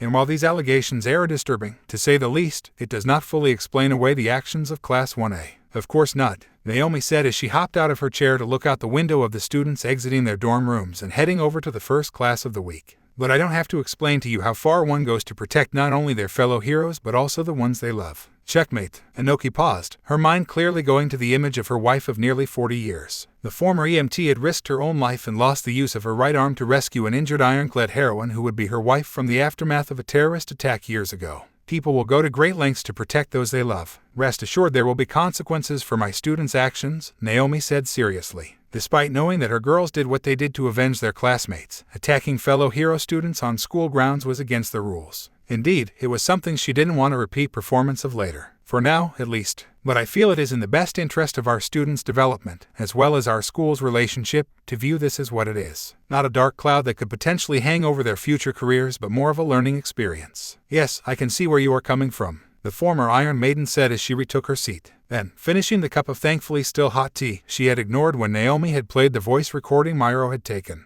Perhaps this can be a learning experience for my girls. Naomi smiled to herself, glad she had made the decision to allow men entry into her school. Things were far more entertaining this way. It was times like this Shouta regretted volunteering for this particular assignment. Sure, returning to his hometown after years of moving from place to place sounded like a great idea on the surface. He'd be able to reconnect with the friends he had to leave behind when he joined the military and Interpol soon after that. It also meant he could finally return to that great cat cafe he found during his high school years. The pay raise didn't exactly hurt either. Still, Shouta quickly learned that dealing with so many teenaged heroin wannabes was not worth the government paycheck he received. A feeling that only increased after a whole week of not just dealing with his usual problem children, but an entire school's worth of other problem children from across the country. He should have put the effort into getting more than the usual 3 hours of sleep last night. He had a feeling this was going to be a long day. Midoriya, he dryly said, getting the attention of the only other male in the training yard. Kirishima is having trouble with applying her super move to a moving target. Help her out. Guys, sir. The teenage boy stammered as he moved away from helping out Ashido and Siro and made his way towards the mentioned redhead. He looked towards the whole of his class. They had been acting odd all day, which was saying something because he had learned over the school year that this particular group of hero trainees was out of their minds and borderline feral, at least in his informed and expert opinion. Growing up with a girl like Aizawa made him an expert in cases like this. His students all seemed distracted, but it certainly wasn't the same reason they were distracted last week either. At least he thought not anyway. Showed sighed at the thought. Friday morning, most of his students were sleepwalking through their classes and spacing out, and distracted during many of their joint training sessions. 72 hours later, they were now wholly crushing, as Aizawa would enthusiastically scream in his ear, their training and were seemingly smiling the whole day. What the hell had happened after he left campus for the weekend anyway? When you throw your punch, make sure you twist your hips like this," the resident problem child of Class 1A said as he readjusted his classmate's form.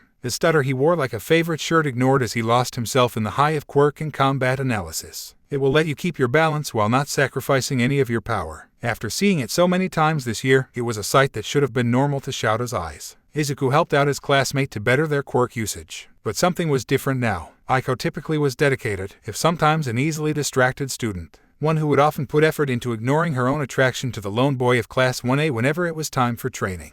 But the redhead was far more affectionate today. She leaned further into Izuku, swaying her hips and almost forcing Izuku's hands onto her hips. He supposed Midnight would call the display youthful, but he was leaning towards inappropriate. Like this, the redhead said coyly, her own cheeks flushed with color as she felt Izuku's body stiffen from the contact. She stretched her arm back, pushing her bust forward in a deliberate manner, one that made Shota think Midnight was being given too much leeway with her teaching style. He wasn't paid enough to deal with this. Kirishima, the homeroom teacher, said, his usual tone tinged with a level of confusion that only a handful of people would recognize. Why don't you give Izuku a break and head over to Shoji and Sito for a while? The redhead frowned but listened to his words. She left the boy with a toothy smile before she left, her hands lingering on Izuku's shoulder just a bit longer than was necessary. Shouta didn't know precisely the cause of this complete turnaround of behavior. His class had been. Still, he had a sinking suspicion he knew who played a part in it. Izuku Midoriya, the problem child, to end all problem children. The boy had seemingly been a part of most, if not every single headache Shouta has had since the year had begun.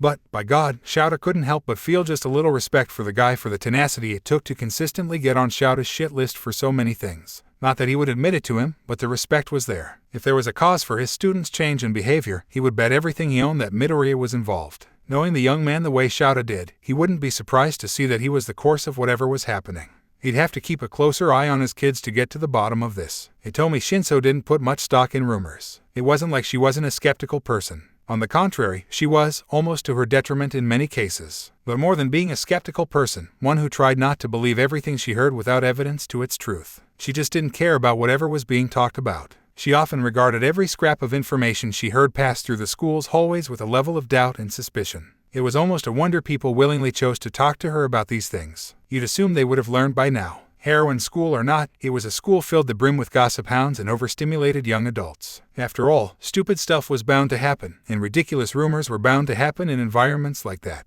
Whether it be the rumor of All Might having a secret love child as a student in school and had only joined the staff to keep an eye on her daughter, whoever it may be, or a couple of second years claiming they had lost their virginities to Midnight during the school culture festival. Despite the two students knowing zero about sex, and let's be honest, the fact that someone like the 18-plus heroine could do so much better than a couple of second-year business students, or even the one about the principal operating an underground fight club where she made ex-villains fight for her amusement as well as their potential freedom. Actually, that one might be true, but no matter what she heard, or how excited her classmates were when they told her, it didn't change Hitomi's feelings on the subject. She just didn't care, like at all. But then, as the second week of the Joint Heroic Training Festival started, those particular rumors began. The entire class, a bussiness student said, her tone of voice carrying equal parts disgust and interest. It was the sort of disgusting rumor that was said about any group with a gender disparity. However, Hitomi had written it off like every other rumor she had heard through the halls of UA Academy. No way was that happening. Especially not with the members of Class 1A and especially not with the freshman heroics class's only man. Midoriya certainly wasn't the type of person who would mistreat those he was close to, especially not in the way everyone was talking about.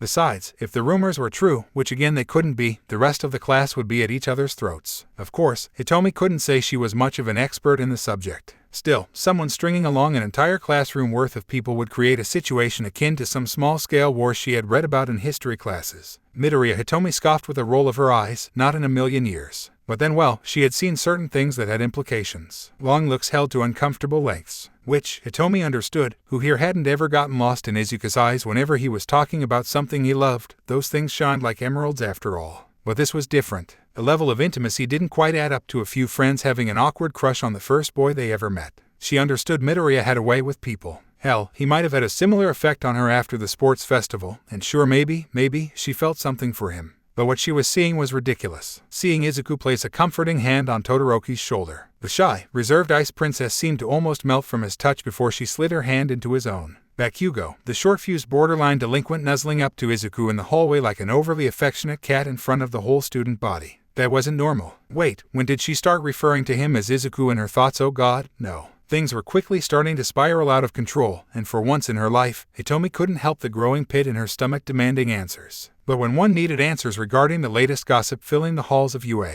Academy, there was only one place to go. Hey, the pink-haired and skinned heroic student flashed Hitomi $1 million smile. What's happening, Sleepy Beauty? Hitomi had to admit, Mina Ashido looked happy. Like happier and more upbeat than she usually did, which was saying something. Mina always seemingly had an energy about her that was infectious, everyone noticed. She was just so friendly with everyone. But now she was practically glowing. But that was neither here nor there. Hitomi was here for information, and she needed it now. She debated using her quirk. After everything she had been through with the members of Class 1A, she was sure the pink-skinned heroic student would tell her the God's honest truth about anything she may ask. As long as it wasn't too embarrassing, that is. But Hitomi had to be sure, and there was only one way she could be sure of her answers. Tell me the source of the rumors regarding Midoriya. So she used her quirk, and Mina told her everything. Wow, this might have been a bit much, Hitomi thought to herself. Her face was a blaze of emotion and color as the pink gossip queen of the freshman years spoke a mile a minute, detailing just how the rumors regarding Izuku were born. Her mind was racing as each word left Mina's mouth. Each tantalizing detail that was spoken made Hitomi weak in the knees. Each mind-numbing action delivered made Hitomi grow warmer and warmer until she felt she would burn to a crisp.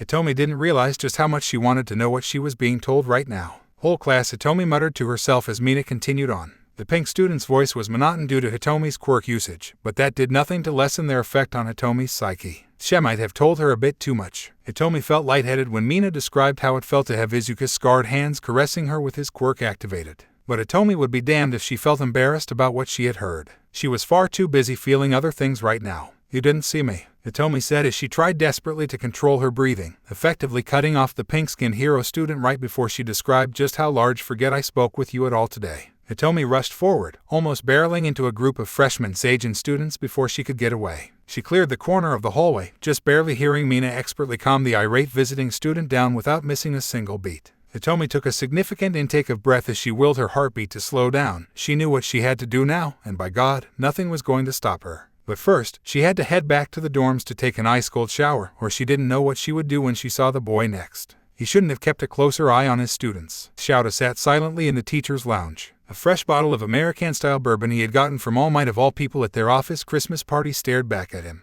almost daring him to drink it. Oh God, he was tempted. But the school day was far from over, and for some reason, he took his job as an educator somewhat seriously, which meant day drinking was out of the question for now. After their morning exercises, Shouta had forced himself to pay attention to his class, even more so than he usually did. This meant for the first time since he had started working at UA, he decided to forego the yellow sleeping bag that had been the trademark of his classroom, which meant he was fully awake to see firsthand just how thirsty his class was. Shouta grimaced at the words he used. Sure, his students were of legal age. As students attempting to become professional heroes, they were considered legal adults in society's eyes. But as the grown adult he was, his students were still basically children in every way in his eyes. So the thought of seeing them in a sexual light made him uncomfortable and slightly sick. But here they were making goo-goo eyes at the lone boy of his class like he was a piece of meat on display. The lingering stares and light touches, sly smiles were thrown his way when they assumed their teacher wasn't looking. Mina had been staring at Izuku with bedroom's eyes so much Shouta had actually considered gouging his eyes out just to make it stop.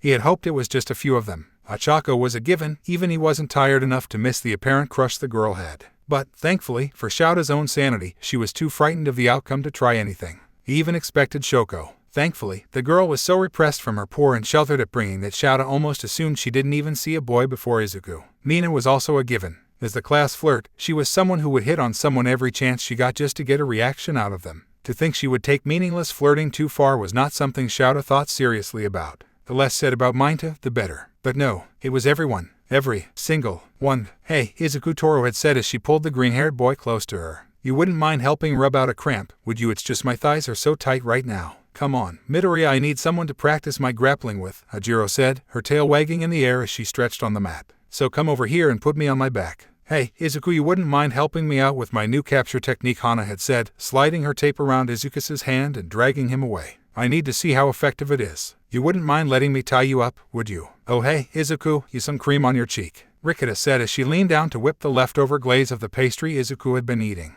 But, don't worry, I got it. You know how much I love leftover cream. Hey, Midoriya, Sue said, stretching her leg against the top of her chair. How do you like my new knee socks? Had this been happening the whole time? Was he just realizing this? No, he thought to himself, placing the bottle out of sight to avoid unwanted temptation. This was something new. Something must have happened this weekend to explain all of this. Shouta closed his eyes in an attempt to clear his thoughts. There had to be an explanation for all this. Shouta just had to think about what it was. Shouta's eyes widened as he reached for his phone. There was only one place he could go to get the answers he was looking for. God help him. Welcome to the UA Faculty General Channel. This channel allows faculty members to interact online in a casual environment on campus or at home. Keep in mind that while this channel is a conversational channel, it is also UA affiliated, at least internally. With the legal invoice out of the way, this is supposed to be casual and free, and I will stand by that to the end. Have fun, Headmistress Naomi. Shouta Aizawa has entered the chat. Shouta Aizawa, alright, what happened? Out off this world, Shouta. Esrimangintathevoid, you finally joined the group chat.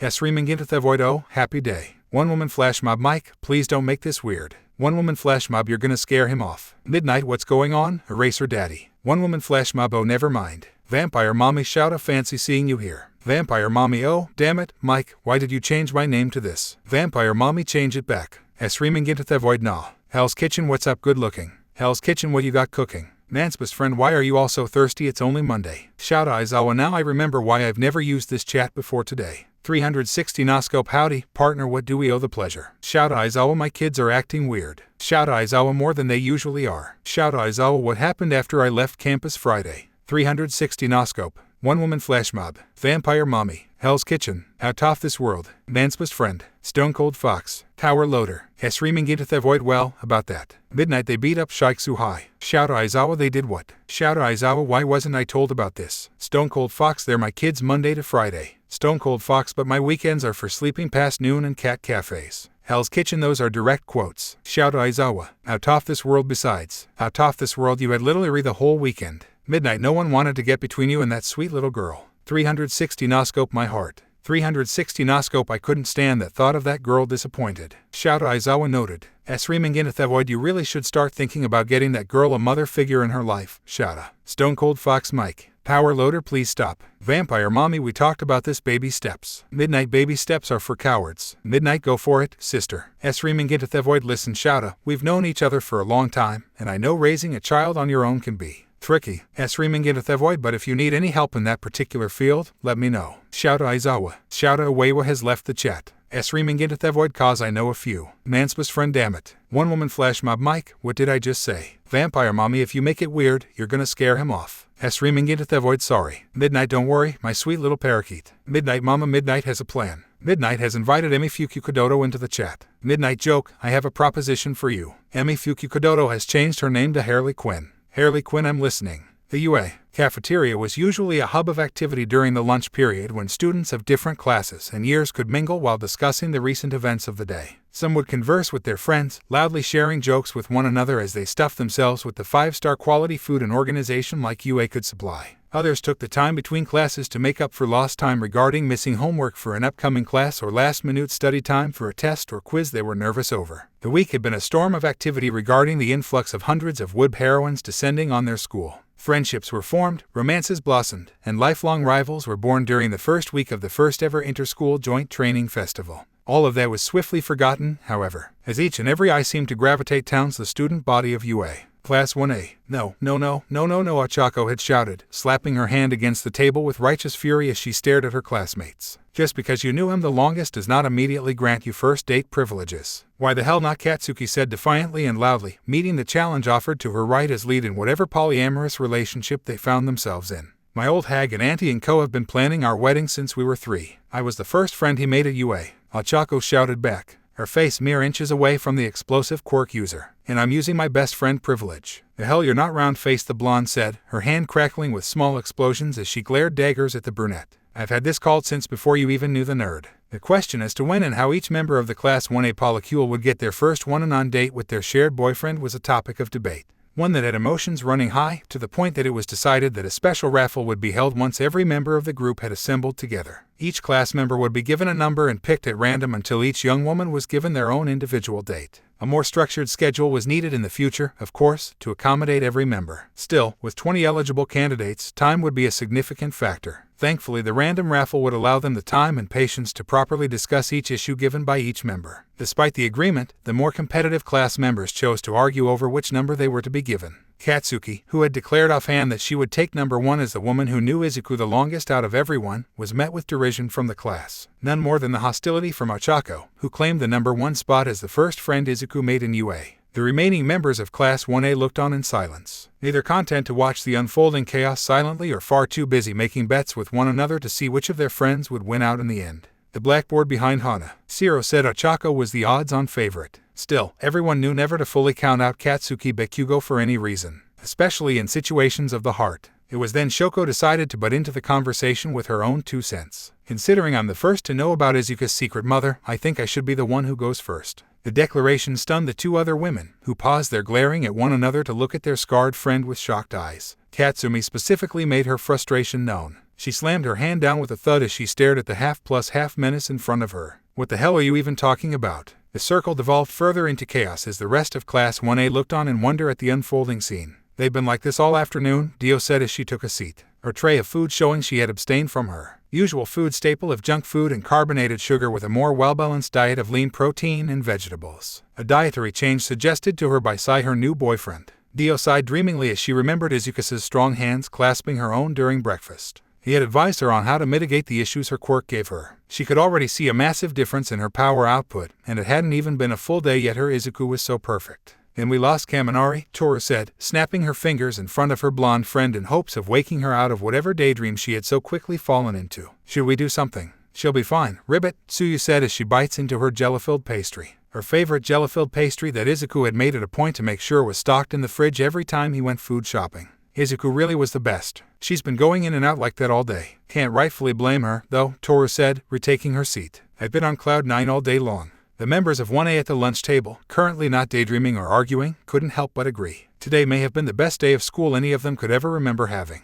The classes were fast and energetic. Their minds seemingly moved faster than they would normally. Even Mina and Doi, girls who had struggled with the academic portions of their school life, had seemingly thrived all day, answering questions correctly and even confidently passing the pop quiz in Present Mike's English class. It was as if the sun had come out and burned away the dark cloud that had hung over them the week prior. A sun with green hair and freckles that could melt their anxieties away with a single word of encouragement. Not to mention the sex that was pretty awesome too. Whereas the green bean anyway, Rikita sat down at the table, her plate overflowing with the high protein and carbs to maintain her muscular yet curvy physique. "I kind of wanted to get a repeat of breakfast, you know what I mean." Howls and whistles met the woman's implication, each and every young woman sitting at the table, counting the minutes down until they could retire for the evening with their shared lover. "You do realize there are other people in the cafeteria, right?" Ajiro said as she scratched the back of her head. "Hot," Tsu said, placing a finger to her chin as her thoughts drifted to the past weekend. "Ribbit, and I thought I was the only one here who was into that," Toru added, her tone light and mischievous as she tried and failed to get a look of embarrassment to cross the smug frog girl's face. "I'm pretty sure I saw him with Tomoyo and Momo," Meza said. Her tall and statuesque form slid into the seat between the distracted state of a still daydreaming Dio and a preoccupied-looking Minerva tapping away at her laptop. "Something about needing his help with some class representative stuff." "Makes sense," Mina said with a lecherous smile on her face. "Who else is better dealing with student body issues than Izuku?" Groans filled the air as each blushing face that was paying attention to Mina attempted to shame the shameless acid user into silence. Actions that only made her cackle and smile even more than she did before. "What dark storm of lust did our prince unleash with you? Her love is shining and sparkling in ways only a woman in love can understand." "That is one way to put it, Ribbit." "Speaking of which," Hana said as she slid up to the shortest woman at the table, "I'm surprised you're not up there with them, Minerva. I would have assumed you'd be first in line to try and stake your claim or whatever." The short stack of Class 1A hadn't said a word to anyone when lunch had started, far too preoccupied with whatever she was doing on her computer. But, of course, it would have concerned her friends if the ever-present smile had not been on her face. She looked so sincere and at peace that no one seemed to have the heart to pull her out of whatever was holding her attention. Mina slightly eyed her classmate, still smiling as she stopped the constant typing of her laptop. "Of course not, my dear friend," she announced in the formal tone she used whenever she decided to act smug. "It doesn't matter if I'm first or last to experience one-on-one time with my side boyfriend, as long as it happens." The comment raised a few eyebrows. This was surprisingly mature and somewhat more restrained than many were used to seeing out of the grape-haired heroine. Maybe finally, getting the one thing she had been craving for so long had knocked something that was loose back into the proper place. Yeah, Hana said simply, shock morphing into a petance onto her face. "That's pretty mature of you, Minta." "Besides," the lispy voice of Minerva said, ignoring the looks her friends were giving her as she returned to her work on the computer. "The convention circuit doesn't start for at least a few months. That gives me more time to plan out all of our couples' cosplays." "That's surprisingly wholesome." Hoda said, her tiny voice like the coo of a dove as she used her hand gestures to express what she had trouble expressing verbally. I didn't think Minerva could, you know. I would hold off on your words of praise, Nina said as she saw the look of manic perversion seem to grow on her grape-flavored classmate's face. That face doesn't look like it's planning on wholesome cosplays if you ask me. There are laws against going out in public dressed like that, Takoyami said, blushing furiously as she looked over her short companion's shoulder to see the screen. Dark Shadow nodded her head at her master's words. That barely looks like it would be considered a bathing suit. I know that, Mina said, turning back to the screen. Those costumes are for after the convention when we're back in our hotel room. Well, I just lost my appetite, Gyro said, walking up to the table at the tail end of Minda's conversation with a pleased look on her face. Hey, Blondie, I managed to get the tickets for the concert. The comment was enough to shock the electric quirk user out of her daydream as a broad and blazing smile erupted onto her face. That's awesome, Dio said as she fist bumped to herself. Tickets to go see my favorite band with my boyfriend, what could be better than that? The surrounding noise stopped, and for the life of her, Dio couldn't help but feel that her life was indeed in danger at that moment. She turned stiffly to her side, ignoring the confused and even betrayed looks on her friends' faces to see death staring back at her. Ochako was still, but like an oncoming storm, the blazing fire in her eyes made it easy to see what was about to happen. While not nearly as upset as her two companions, Shoko had apparently gripped the apple from her lunch plate and squeezed hard enough to leave the poor fruit a chunky mess in her thin, pale fingers. Not to mention the twitch in her eyes that made Dio feel she was back in the USJ. Then there was Katsuki. Dio was frozen as her life flashed before her eyes, content in the fact that she at least would not die a virgin if she met her end today. Oh, calm down, Gyro, the godsend she was, said, her even tone calming the group of angered heroines in training. The concert isn't for another month, and I got everyone in the class a ticket for it. Momo's treat. As suddenly as it appeared, the anger left all of the bodies, the quickness almost giving the class unnoticed audience whiplash when they saw it. Mina chuckled, her laugh enough to diffuse most of the remaining tension out of the class. She was followed soon by Toru and Hana. After realizing how they had reacted, they couldn't help but be amused by the absurdity of abrupt change of emotions. Mizo shook her head, somewhat disappointed in herself for the unheroic thoughts that crossed her mind. Koda blushed as she tried desperately to hide her embarrassment. Aoyama gave a pointed glare at Gyro, the half-French young woman questioning if the abruptness of the earjack user's declaration was done on purpose. The smug look of a cat who ate the canary on Gyro's face making the sentiment that much more plausible. Rikita and Kirishima simply went back to eating their food. The betrayal they felt towards their friend was already forgotten as the truth of the situation was given. Ajiro tried her best to help Dark Shadow get Takoyami to calm herself down, the resident goth of Class 1A muttering to herself about letting herself fall into the darkness of jealousy so quickly. Sue continued eating her jello-filled pastry. Sorry about that, Ochako said, her brown eyes softer than they were a moment ago. We overreacted.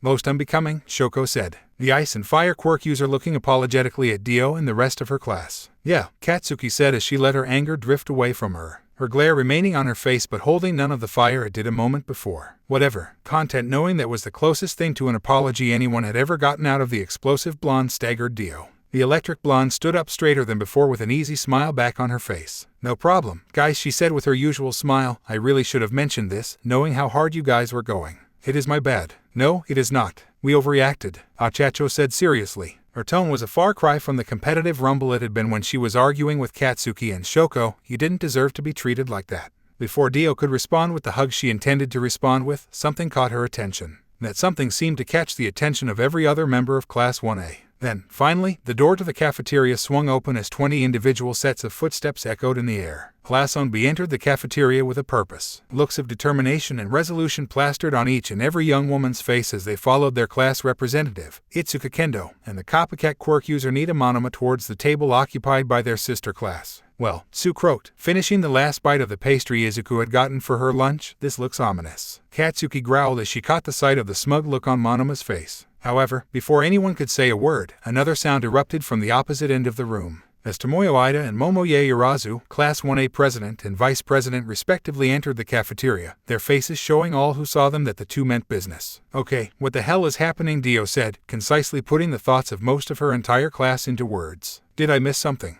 Well, Monoma said, her smug tone doing little to soothe the anxiety of the rest of the cafeteria. Look what we have here. Fancy seeing Class 1A here of all places. This is the cafeteria, Sue said bluntly, already too tired to deal with whatever Class 1B was trying to do. We have lunch here at this exact time every school day. That's right, Away said, looking like she was priming herself to say something before faltering to the frog girl's bluntness. I didn't think that one through. Hello, Kendo, Momo the redhead said, her voice polite as she stared hard at her counterparts. Good to see you too, Tomoyo-san. While it's always good to see my fellow class representatives outside our class responsibilities, the blue-haired student said as she nodded her head to greet Shota. But, unfortunately, I fear that this is not a friendly visit. You can say that, the redhead student said, her voice serious as she took a step forward. However, I felt it was only suitable to come to you in person to say what needs to be said. And what's that? Momo said, asking the 10 billion yen question that hung in the air. That as of today, the redhead spoke, gesturing to the rest of her class behind her, as well as the rest of Class 1B will be in a romantic relationship with Izuku Midoriya.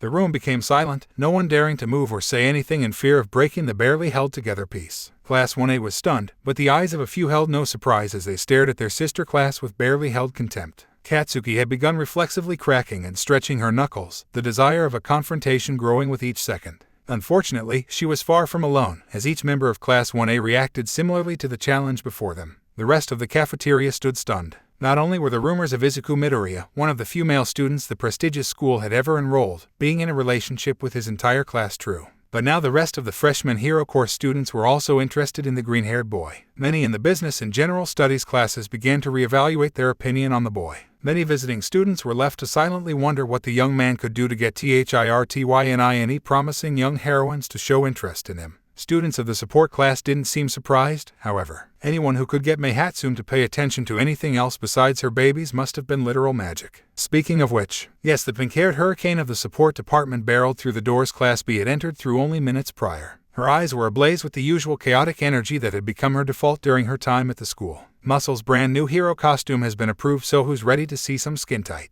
Mei stopped herself from speaking as she walked into the middle of the mob of hero students. Mei's eyes betrayed none of the confusion that dominated the room as she looked at each face that stared at her. Oh wow, she said after a moment of silence, as if she had counted the number of women in front of her in her head. Is there more of you guys today, cause I don't recognize some of you from over the weekend?